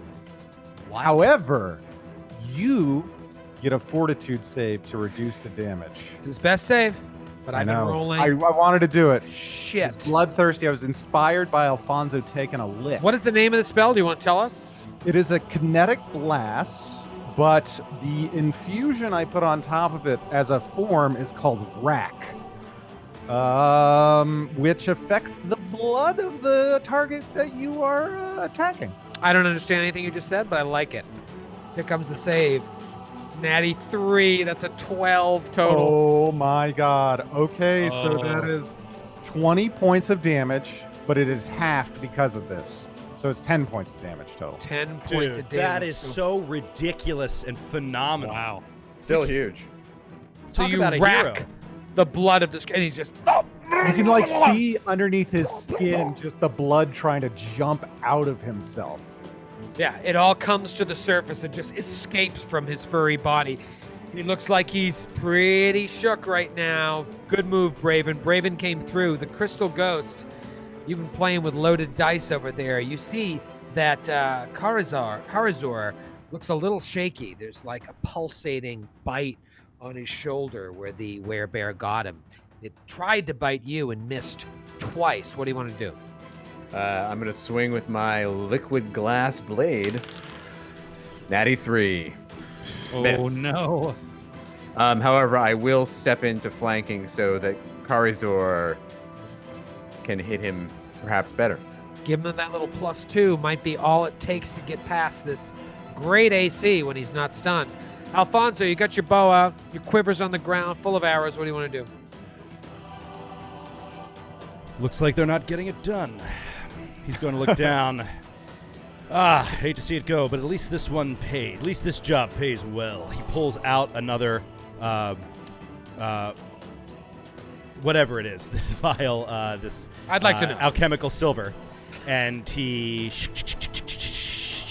shakes it all over the arrows on the ground, and then that's his round. Wow, you got that in spades. I do. Did you read this adventure that nobody knew about? No, I had. Advance? I bought 5 of them. Smart. That's smart. 5 of this adventure to print out 5 times at your house. Yes. 5 copies of this adventure. No, you know what? You know what you will see? This is why I got so psyched to play this character, is as I was doing it, I was like, oh my God, like his flexibility is phenomenal right now, and it's really cool. I'm excited to reveal more. Well, it is Karizura's turn. Karizura, you see the crystal ghost. You've been adventuring for a little while together, so you guys are trying to learn each other's, like, you're trying to be X-Men. Like, let's get each other into position to help everybody out. The crystal ghost is in position for you. What do you do? Yeah, Karazor is pretty sure he knows what he's doing, what Alfonso's doing. So he's just going to try to maintain the attention of this creature on himself as much as he can. He's going to do another overhand strike. Come on, dude. That is a 22 to hit. Just misses. Just Damn. right on the cave floor next to it. Sparks fly up. This dude had like crazy strength. Boom! Sparks fly up. Unfortunately, that gives the werebear another turn. He's gone to the well a couple times here, trying to give lycanthropy to the crystal ghost. Where is the crystal ghost? Just north of the werebear? Yes, just north of the werebear. Okay. I've disappeared into the terrain. You know, it's so funny. On the No, map, you that's- just... I didn't no flanking. I didn't take flanking into account. That's Oh, actually, that's 24. That's a hit. All right, All beautiful, right. beautiful. Awesome. I forgot. Yeah, no, that's a hit. That is 12 points of damage. 12 points of damage to get through. Okay. Big round here. Big round. Werebear's going to try and take a bite at the crystal ghost because why not? Natural 20. Oh no, dude. No. Natural 20. No. Hey, it goes to a good cause. Well, you Gonna gotta be tough. confirm first. It's going to be tough to confirm if I can do it. I will absolutely kill Matthew's character for this charity. Just saying. I'm happy with that. I knew it was coming. All right. It's going to be hard. No, 9 to confirm. Damn it. Okay. It still hits. man. It still hits. Hits, exploding dice, and then I'll need you to roll fortitude save. But you know what? Hold on one second, Matthew. Let's see if I explode. No explosions, only 8 points of damage. Now I need you to roll a fortitude save. 14 on the fortitude save. DC 15. You got the curse of lycanthropy, brother. Dude, this is nuts. This is nuts that this is You say happening. What is this 8 points of module? damage. Did you say 8 points of damage? 8 points of damage. That's just the bite. Let's talk about the claw. One claw at the crystal ghost. Miss with a 13, and then a claw around the bend at Karizor. 19 on 17 on Karizor. That is a miss. Also, did you take the bleed damage? I didn't. That's another 2 Oh, points when you yeah. roll another D4. No, you roll another D4. All right, Okay. Skid. Roll that D4. Get it, dude. Do it. Oh, come on, baby. 1. Oh, One. Damn it. So close. It's so close. All right. It is Braven's turn. Braven, you had a hell of a round last time. You feel like you found your footing in this fight. What are you going to do? my God, Braven has such a razor slim chance of hitting, but he's going to reach out to try to stir the water in this creature's blood one more time. Come, shit out of the box. Come on, All get right. it, dude. Get it, dude. Get it. Natural No. 3. No dice. Oh, Braven. The crystal ghost. The crystal ghost, you're not feeling too great. You got that same weird pulsing feeling where the bite mark was. Like, what is happening to me? Is that all that happens? Yeah. Now it's Okay, your great. turn. Great. I'm gonna swing my sword. That is a 23 to hit. Hits exactly. Dude, Yeah. do it. Finish it. You need Finish big it. damage, though. 8 points of damage. Oh. Nothing. Nothing. 0 points of damage. It is Alfonso's PR is turn. the worst. Alfonso, they're falling apart around you. I know. This is terrible. Well, if you're not going to get it done, then clear out. Get out of the way. He's going to pick up an arrow and shoot it. Okay. And it's going to be needs a natural 20 to hit. So Got a ball cap. I'm not going to waste it when I need a natural 20. Got a ball cap. Here we go. Natty 16 is not going to do it. What's the total? 18. Because my allies are all around it. So that's one silver arrow just flies over it. Flies past. Yeah. Karizor. If you're not going to get it done, then step out of the way. I'll take care of it. Karizor, we need you right now. Okay, Karazor. It's like, boom, arrow flies over his shoulder. So it's like, one last swing. That is. That's 22. 22 to hit. Just missed. right? AC 23. And now it's its turn. Yeah. It takes a 5-foot step. It takes bleed damage. It takes bleed yeah, damage. bleed. Roll a d- Come I'll tell you on, right come now. on. I'll tell you right now. If you roll a 4, it's dead. Get it. Come on, Skid. Get it. 2. All right, well, we Skid, got did you this. Skid, did you take flanking into account on your I did. I'm going to go ahead All right. and guarantee Grant kills this thing this round. Guaranteeing it. Wow. Let's see if Grant gets the curse of lycanthropy, because it takes a 5-foot step and goes to bite Braven and misses on the bite with a 7, and then goes to claw Braven, misses on the first claw. Second claw on Braven is an 11. Miss. Miss, So he's kind of miss. he's just squirting blood. I think you guys have this in hand, but if every round that goes by is another chance for someone to get the curse, finish him, Braven. Finish him. Braven, 5-foot step back, immediately twirls around and throws out a water kinetic blast at this guy. Nope. Fucking ah! This ain't the Grant I grew up with. Not the Grant we all know and love. You know what? Joe Look, O'Brien over there. I know we all miss playing in the studio together, but there is something so fun. Watching Grant like flip out on a webcam, it's just like watching like a great Instagram story. I'm like, this is awesome. Well done, dude. The Crystal Ghost. You know what's not awesome? The fact that you and your buddy Karizor are sick. This thing is standing on its last legs. Is there anything you can do to take it out? I mean, I can try to hit it with my sword, but That's one Good thing. idea. He's a brilliant like a- tactician. You're a little bit of a one-trick pony there, the Crystal Ghost. well, I mean, I can do other things, but when we're in melee combat with a werebear, one best thing to usually do is try to hit it with your sword, right? That's what they say in Werebears, how to hunt and kill a werebear. All right, the Crystal Ghost will flavor charge straight at the werebear. Little and flav try- cha. Little flav cha, and then we'll try to hit it. Natty 15, that is 21 to hit. Oh no. Power tech still on. That's why you should never put on Pyrotech. They write about that online. Grant says you should always put on power tech.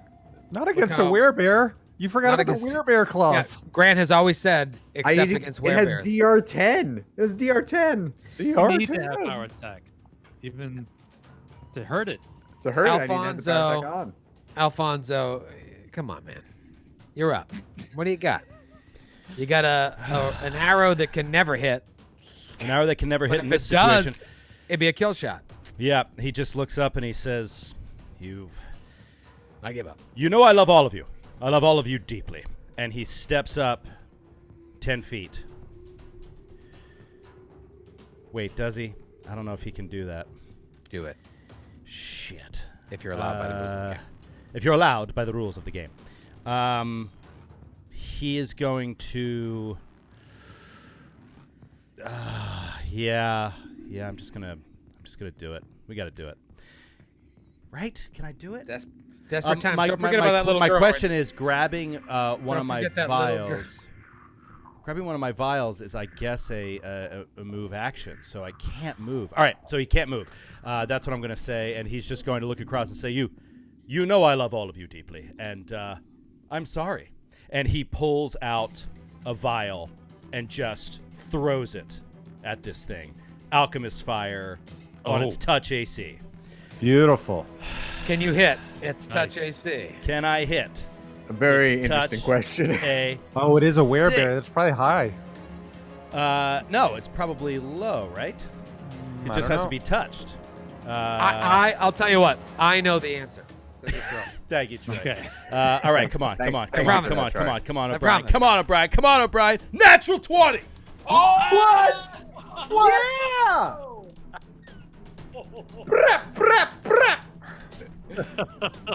Holy Confirm it. shit. Nice. Confirm It should be an Natty easy confirm. GCP. You can't see it on the camera. Natty GCP. We just see your gross wrists. Oh, I'm so pumped. I'm so All right, goddamn to pumped. confirm.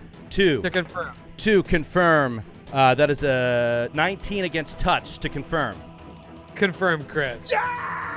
Dude! Mark That's it, $100 dude. bucks. $100 Mark to it, dude. charity. $100 Yeah, nice. to direct relief. that's so check out their awesome. website. Come on, this is so sick. All right, so it explodes right on him. Does 7 points of fire damage, and then 1 point to everybody around it. 1 point of fire. And to he everybody around just, it hits him, and he just, and fucking dies. For the record, Yeah. the Crystal Ghost takes 0 points of damage. Ooh. Ooh, intriguing. So Alfonso did not apologize to you before he threw it. He knew. He knew. He knew. He knew. But He knew what sometimes he he was doing. forgets. You throw this alchemist fire, and you know it's a dangerous move. You know that this is a volatile substance that could backfire, could land on one of your friends. But you take the risk because you know that there's a kill shot needed. You've seen that it's done damage to Karizor and to the Crystal Ghost. And so Shut up, Troy. you take it. No, I love it. I love it more than I've loved anything that we've ever done. Oh my god, that's so funny. He's such a mean dude. You Such a take dick. no, I really do like it. It doesn't, you can't. It's so hard to tell what I actually like and what I don't like. anymore. You're the boy who cried wolf with sincerity. The boy who cried Crystal Ghost. You throw this fucking thing and it hits it, and it only had a little bit of HP left, and so it just burns to the ground. This thing was towering over all of you. And you slowly walk towards the girl, and she just looks up at you, even though you're all fucking monsters. Hideous monsters. Hideous, terrifying monsters. She looks up with you and knows that you're here to save her. And we fade out of there. We fade out of there, and we're back at the Lean-To Tavern. Ooh, okay. Your pockets are all a little more full. Yeah. You each receive 25 gold pieces. A small amount, but as much as they could afford. And you're sitting there drinking and going over what happened. It's the next day at this point, you know. Maybe you're at happy hour. What are you guys talking about?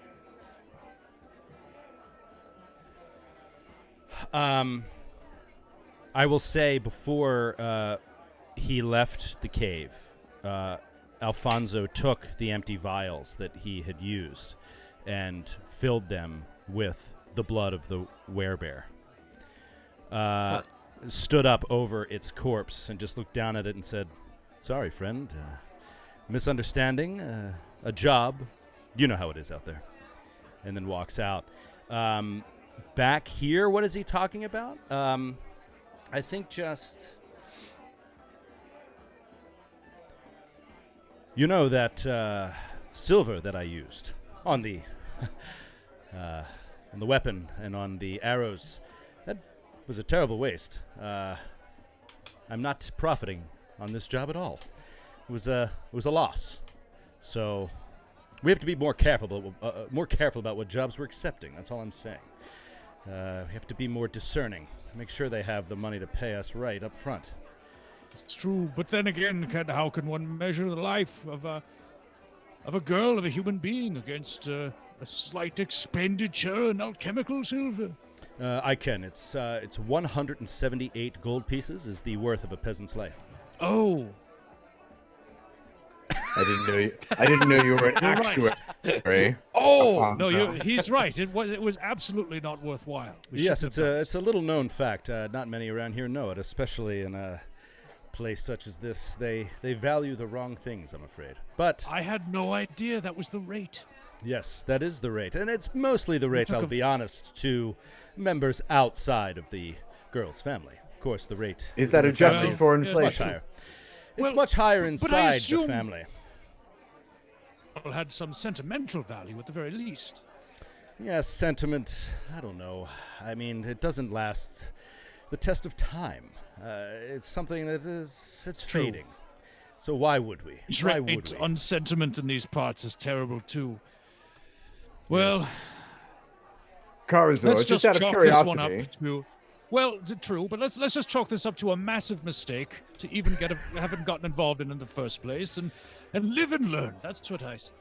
Yes, yes. lesson Karazor, learned. out of curiosity, how was your festering wound?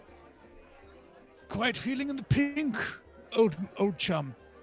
It's there's a bit of a pulsing sensation coming from the wound itself. I put a bit of a poultice on it, and another it's painful. I had a bit of a fever, and I think, and it's not quite feeling myself. I'm worried. Wait, being wait. that- Wait a moment. Alfonso leans up, looks around the bar a little bit, and just like pulls the hood of his cloak up over his face. Not over his face, over his head a little bit. And just, Oh, I love that. and he's like starts to change shape a little bit. And he enacts his scent ability. And he gets very close, and he just, and he wants to see if he can detect the curse of lycanthropy on him. It's something he's obviously familiar with as a werebat, which is what he is. So he's got wait, lycanthropy. don't gloss over that too quickly. Yeah. You're He playing is- a werebat? I'm playing a werebat. So not a werebear, but a werebat.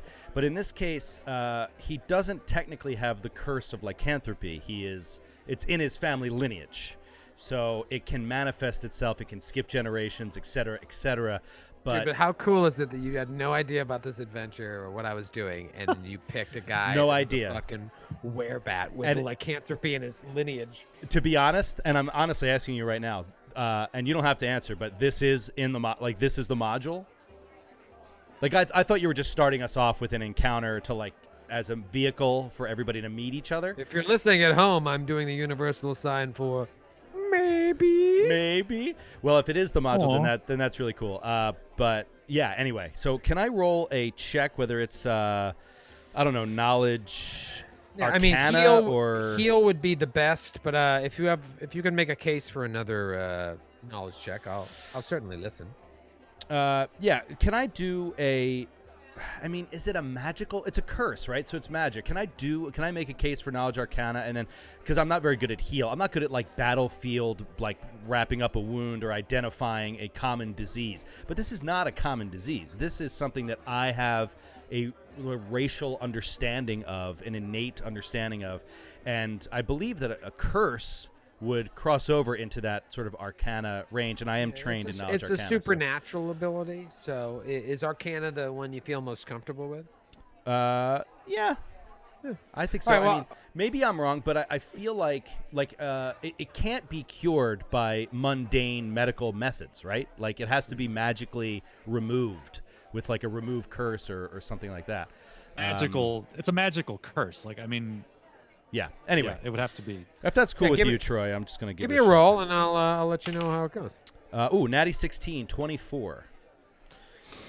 Ooh. So he Okay. keeps the hood up. He doesn't want everybody to see him like change form, but the change form doesn't make him hulking and weird. It just is mainly in his face, and he just has the power of scent. Yeah, so you would know if this is a part of your lineage. You would probably know without even rolling, unless you were trying to recall knowledge about things that don't affect you, but have affected people from your past.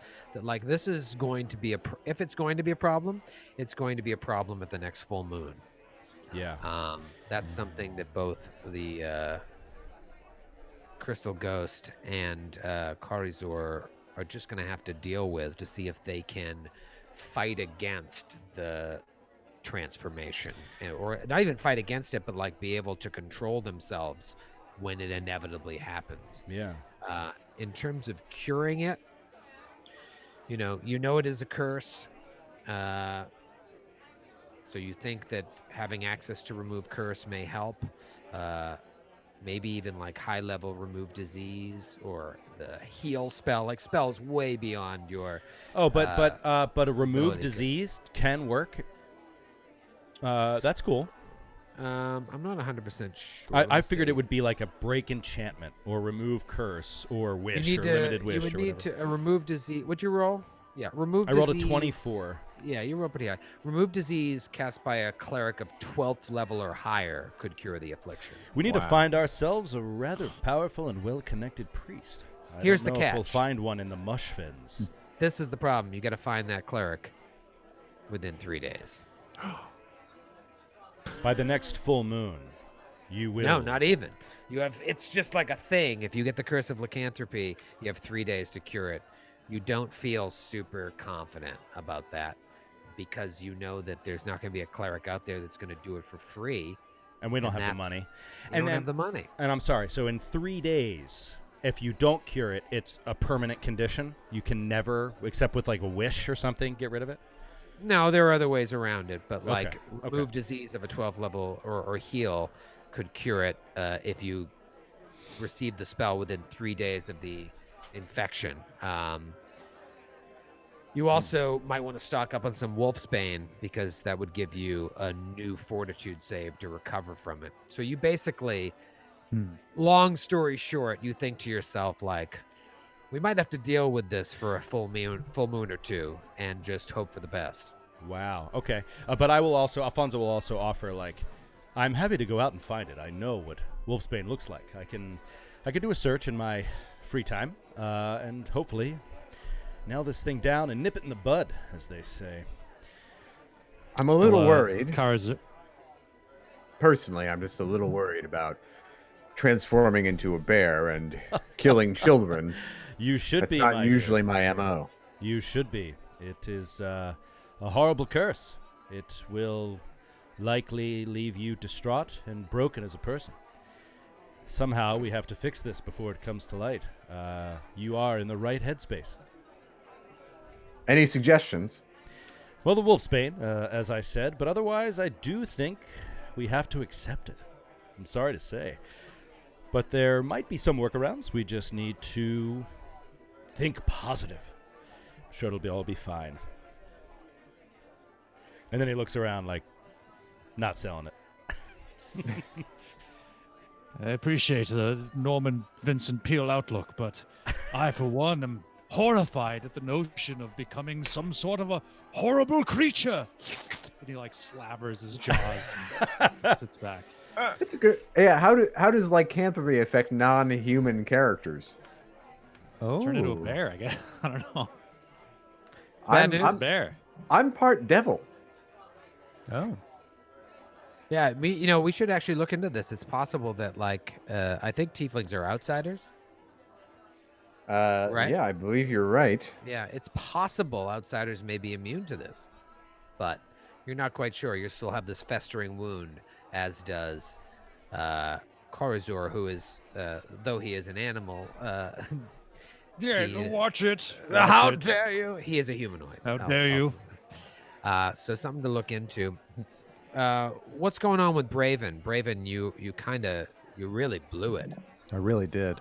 Yeah, The and whole they're shunning you at the table. The whole time this conversation's going on, Braven is concentrating, and he's poking with his finger from across the table at the vial filled with blood that's in the bandolier that Alfonso's wearing, and Stop he's just slowly Stop doing pushing it, and he probably doesn't notice it right away, but eventually it you're like pops slowly- out of his bandolier, like he's using his power over hydrokinesis to affect the blood inside of the vial to push it out, and then Wait, he wait a like, minute, I'm sorry. rolls it towards him. So you're not actually touching it. This is like No. telekinesis basically. Oh, that is freaking awesome. From Wow. across the table. So he's going on, my dear, it's just something you're going to have to deal with, or think positive, and all the while, I love it. It's like Just slowly, but just just pushing slowly it out. coming out.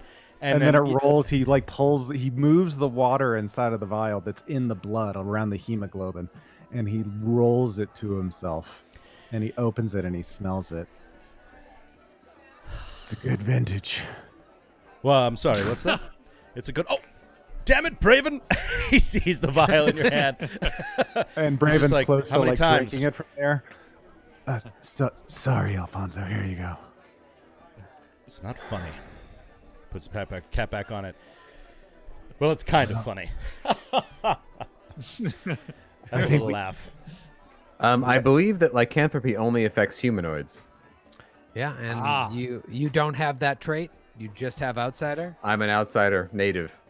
Nice. Wow. So as you're sitting there, worried about the bite that felt as if it affected you, the Crystal Ghost, who now at this tavern, That's Professor Maxine Vetro.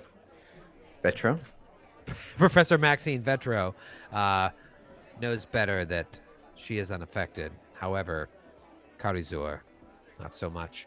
You're sitting there and you're chatting and it sounds just from the roleplay I'm hearing here is like, we got to do better. It's a very interesting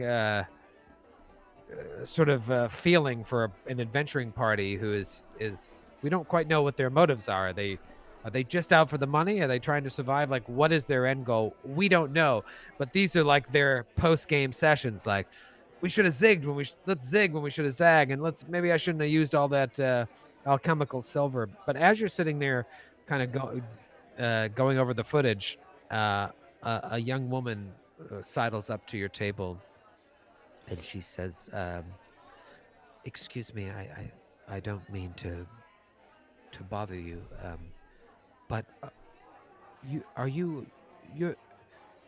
the ones that saved the young girl from the one that was taken. You saved her." Yes, that would be us. We killed that horrible werebear. You won't have any concerns from him anytime soon. And there will be no other werebears you have to worry about. We promise. No, certainly not. Well, that's good to know and very reassuring.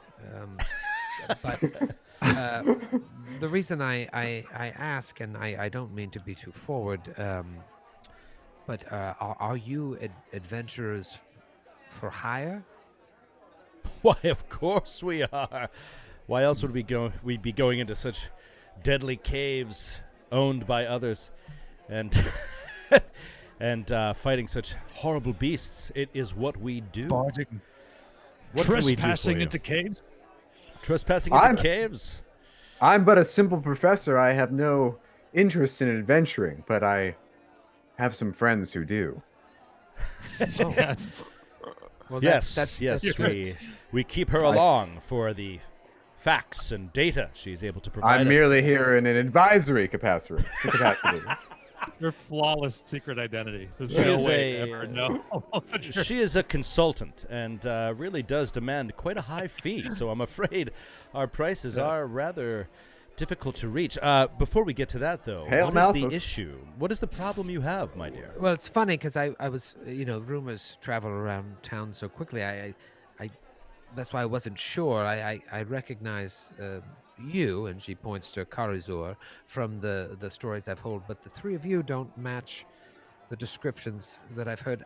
Either way, you are adventurers for hire, and you are at least connected to the people that saved that young girl. I have a cousin. She is a bookkeeper in Magnamar. She reached out to me recently to see if I knew of any independent adventurers that I could recommend to her. She's a good woman. She works for the government, and I don't know exactly what it is that she needs, but I'm sure whatever it is all on the up and up, if that even matters to you. But she has a problem that needs solving, and she asked specifically for people like you. Is this something you might be interested in?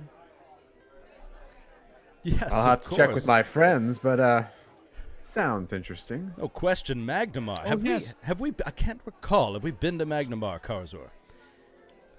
I went to school in Magnamar. I have a lot of experience in Magnamar myself. It would be Excellent. fun to go back.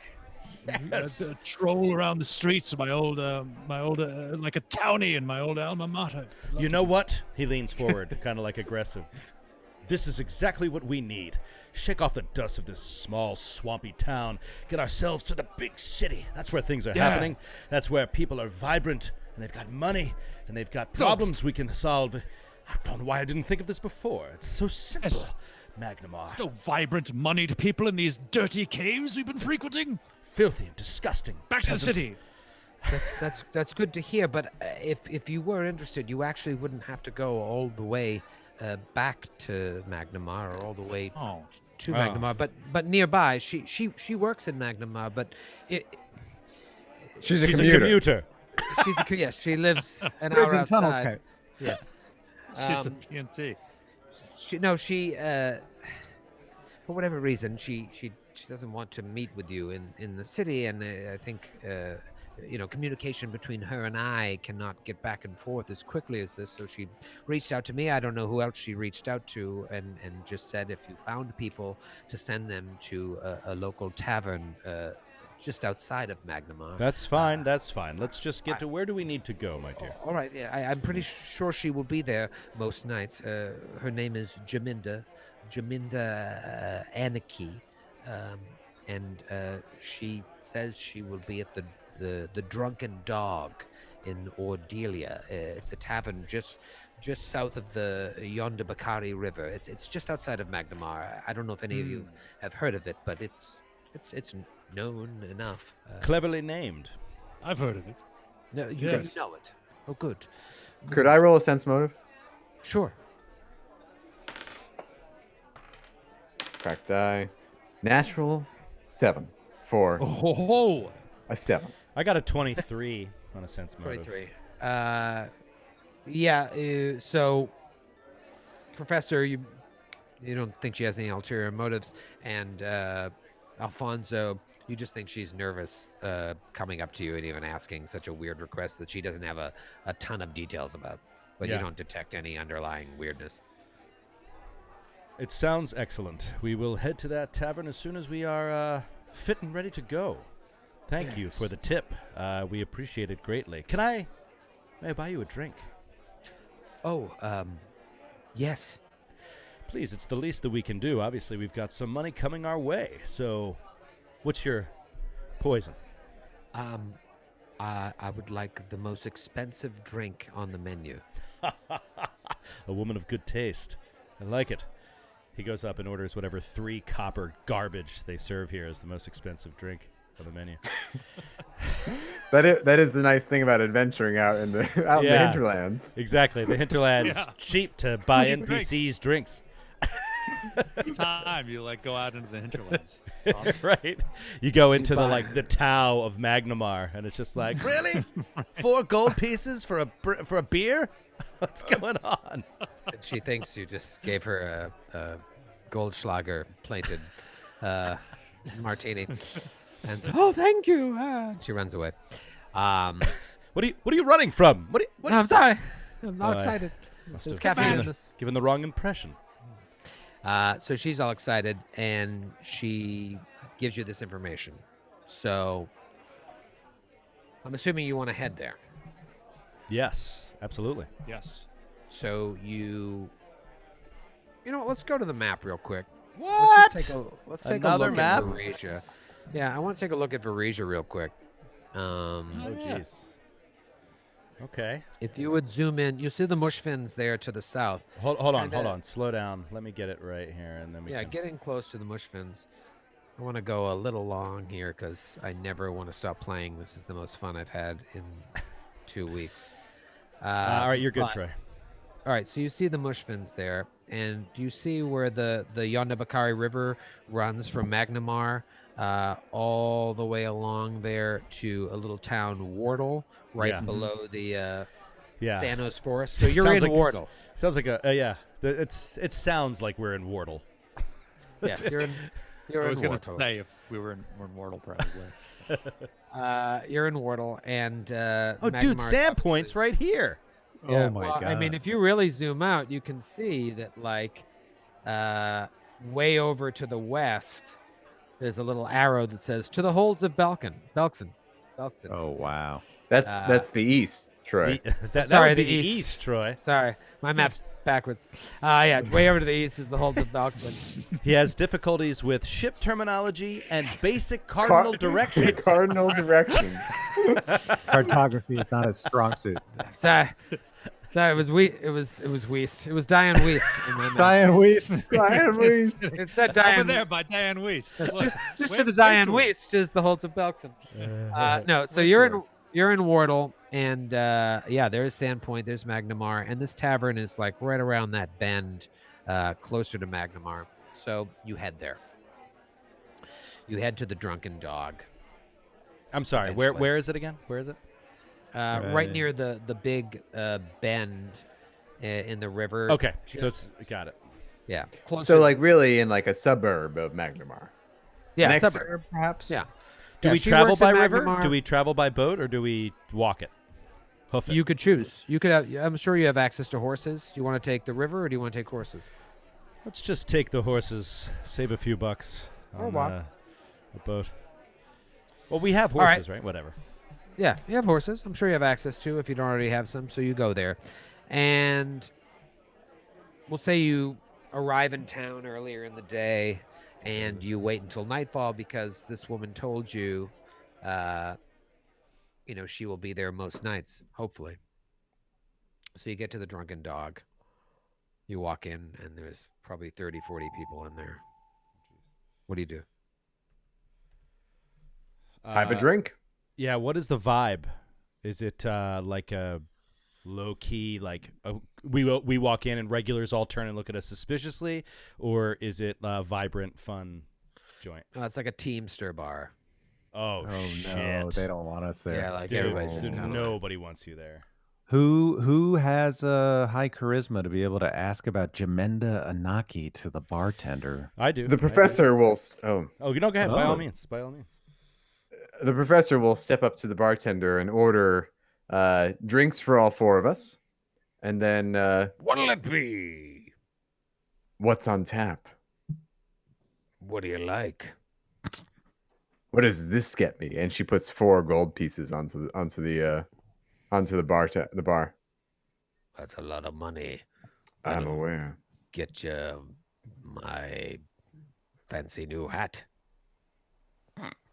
I've got a hat. Do you have a Wait. cravat? You win this round, little lady.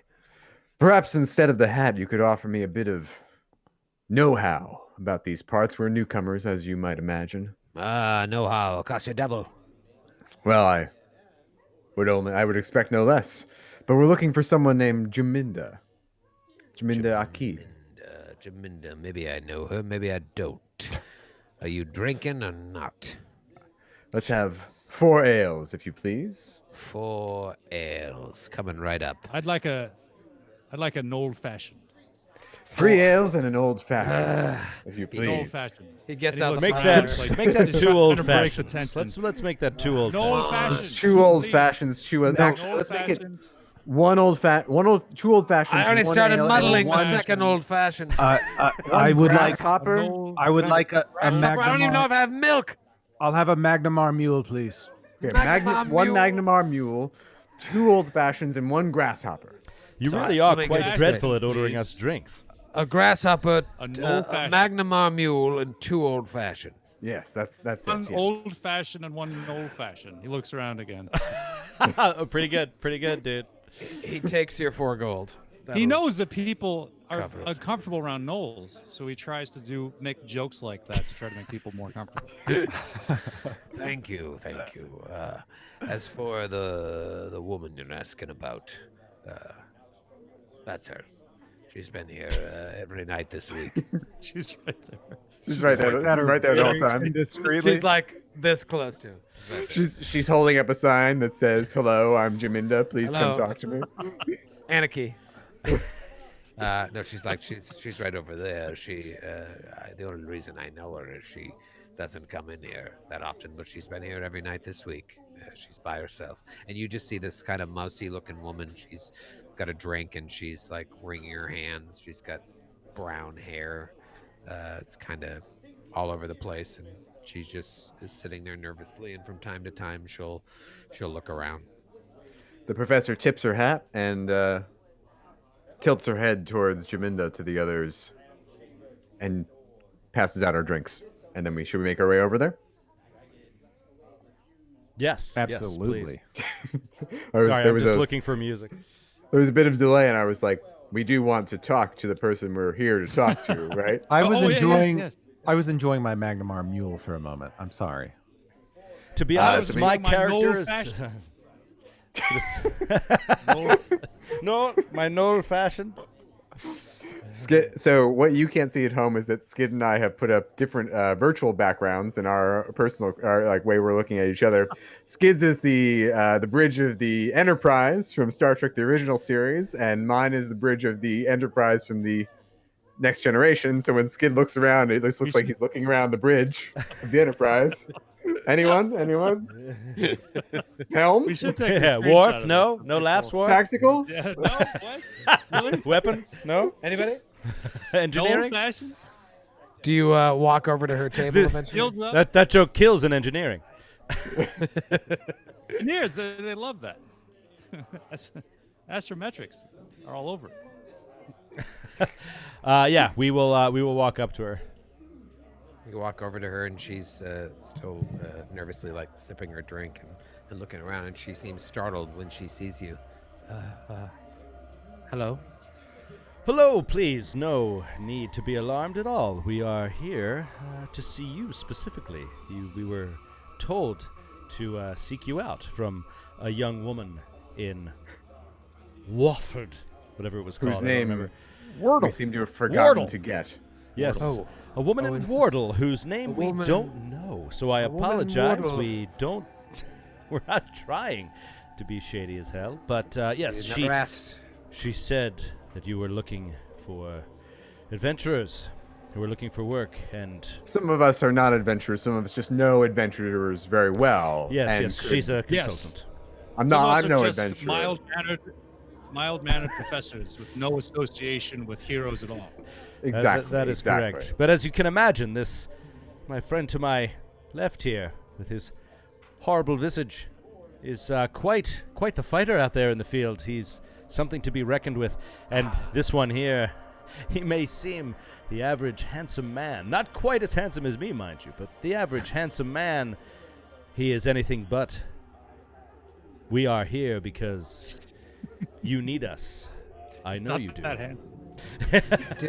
She says to you, she's like, did Tamara send you from Warto? Sure.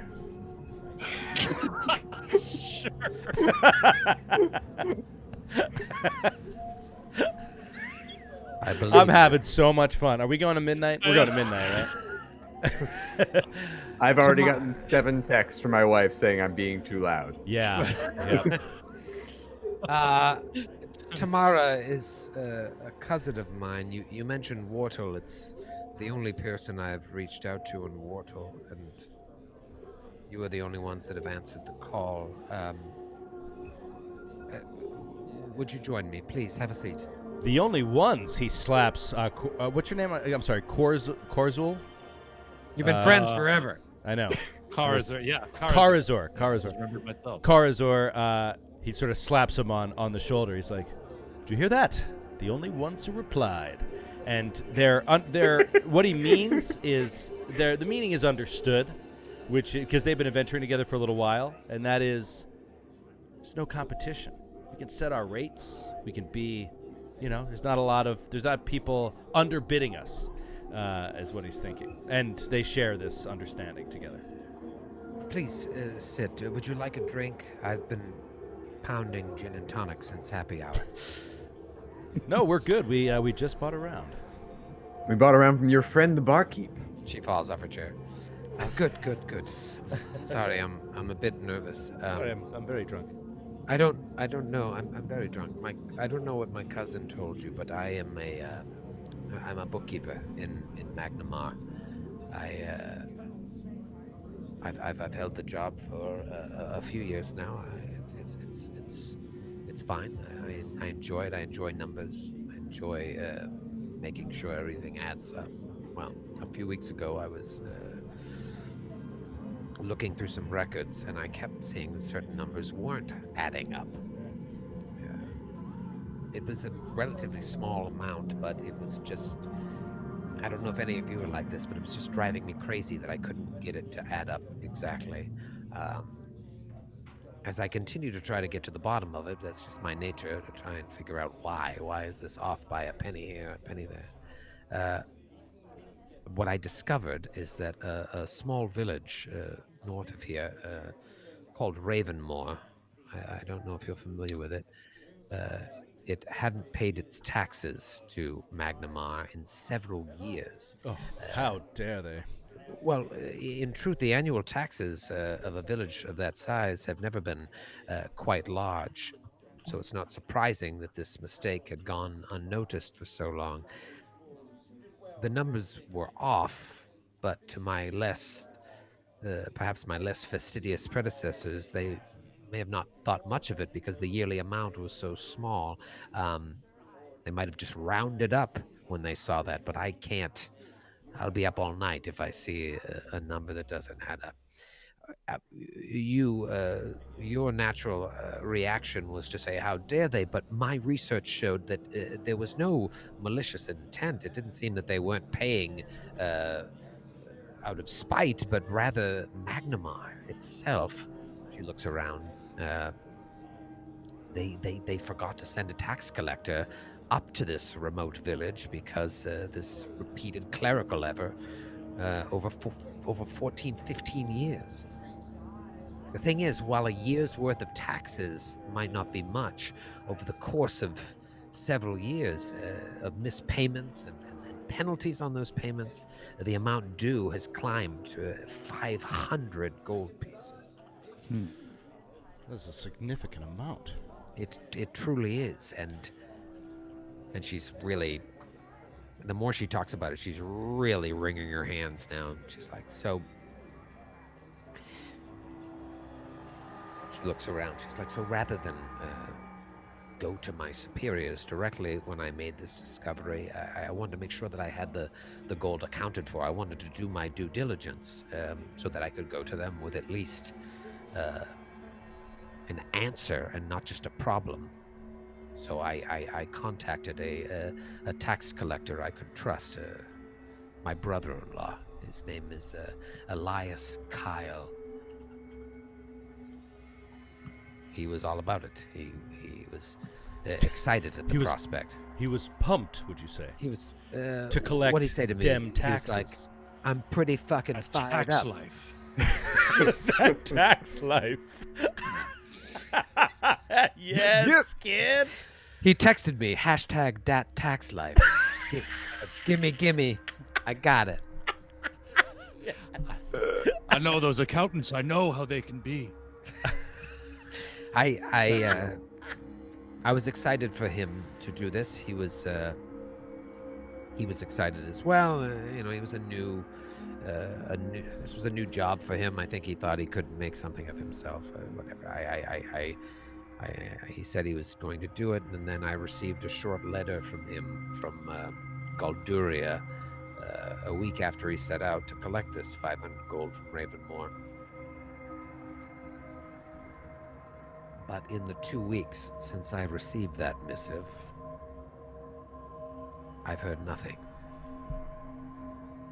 Elias seems to have vanished completely. Now I feel responsible not only for this missing 500 gold to Magnamar, but for a missing employee of this free city of Magnamar. Who's also your brother-in-law. Yes. I need people like you to help me.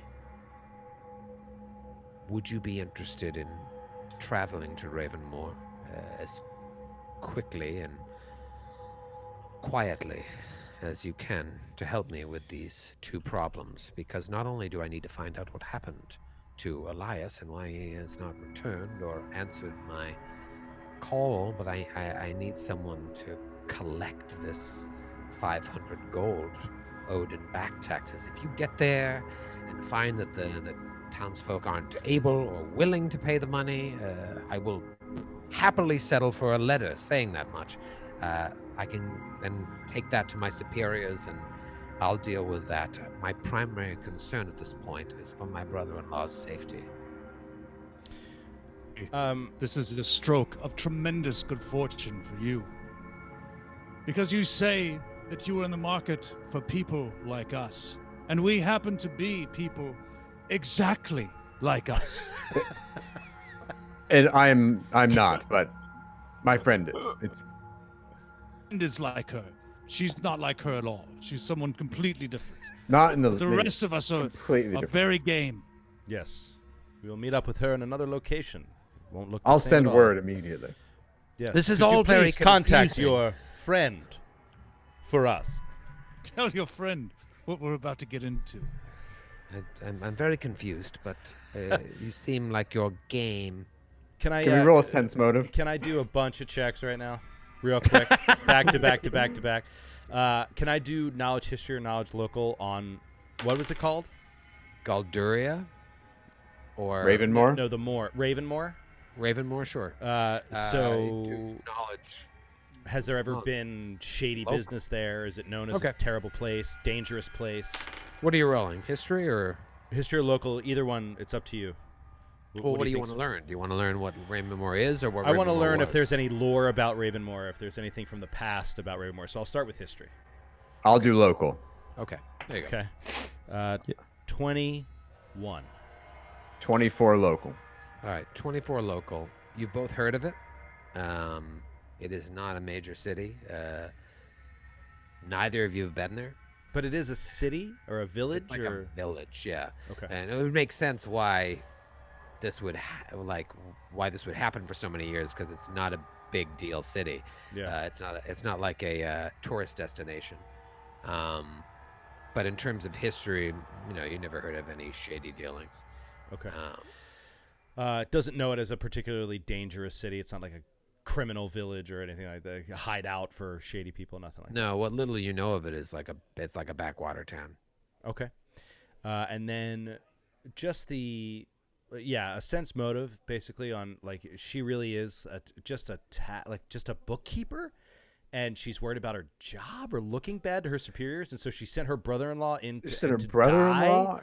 Like it just seems a little excessive, and so just sense motive on her whole Yep. involvement in this Ravenmore situation. 6 on the sense motive for me. Ooh, that's a natural 4, so a 12, solid 12 for old Alfonso. Braven senses at a 19. Oh, dude. Oh, 19.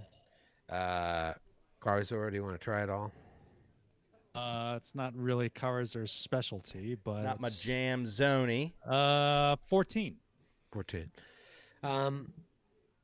Yeah, so Professor, I don't know. I feel like you don't quite know what's going on with her. She seems really nervous. Alfonso, you don't think that she sent her brother to die. He's a tax collector. That's his job. You thought that she was it sounds like she was giving him an opportunity and something's not right. Braven, you get the sense that she's being a little withholding, but you can't tell if it's just because she's really nervous and like worried about her brother-in-law or what. Listen to me, Jamenda. Where we go, people end up dying that get in our way. So if you're concerned about sending your brother-in-law on a journey that changed his life, you may be on the precipice of changing the lives of many more people. So you'd better be forthwith with us right now as to what's actually going on. Roll a diplomacy check.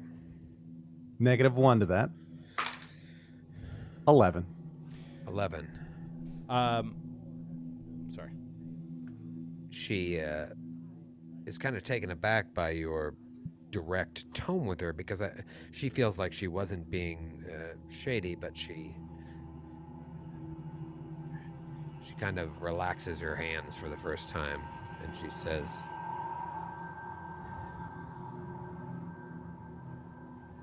my sister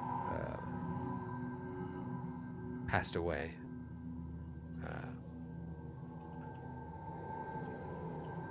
Year and a half ago, year and 4 months, and my brother-in-law, he changed. He took to the drink. We were close. We are close, and my family did what we could to try and help him, but people in that situation, eventually they need to help themselves, and he did. He pulled his life together, and he got a good job as a tax collector.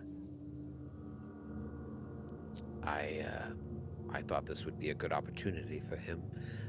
Obviously, it would help me, but it would help him because I could then go to my superiors and say, this man, Elias, he's the one that went and got this. It would be I don't want to say a win-win for both of us, but ultimately that's what it would be. I would be helping him, and he would be helping me. If I'm withholding anything, it's my fear that perhaps he fell off the wagon. Perhaps he got the 500 gold and then went off to Riddleport to spend it. Spend it on booze and gambling.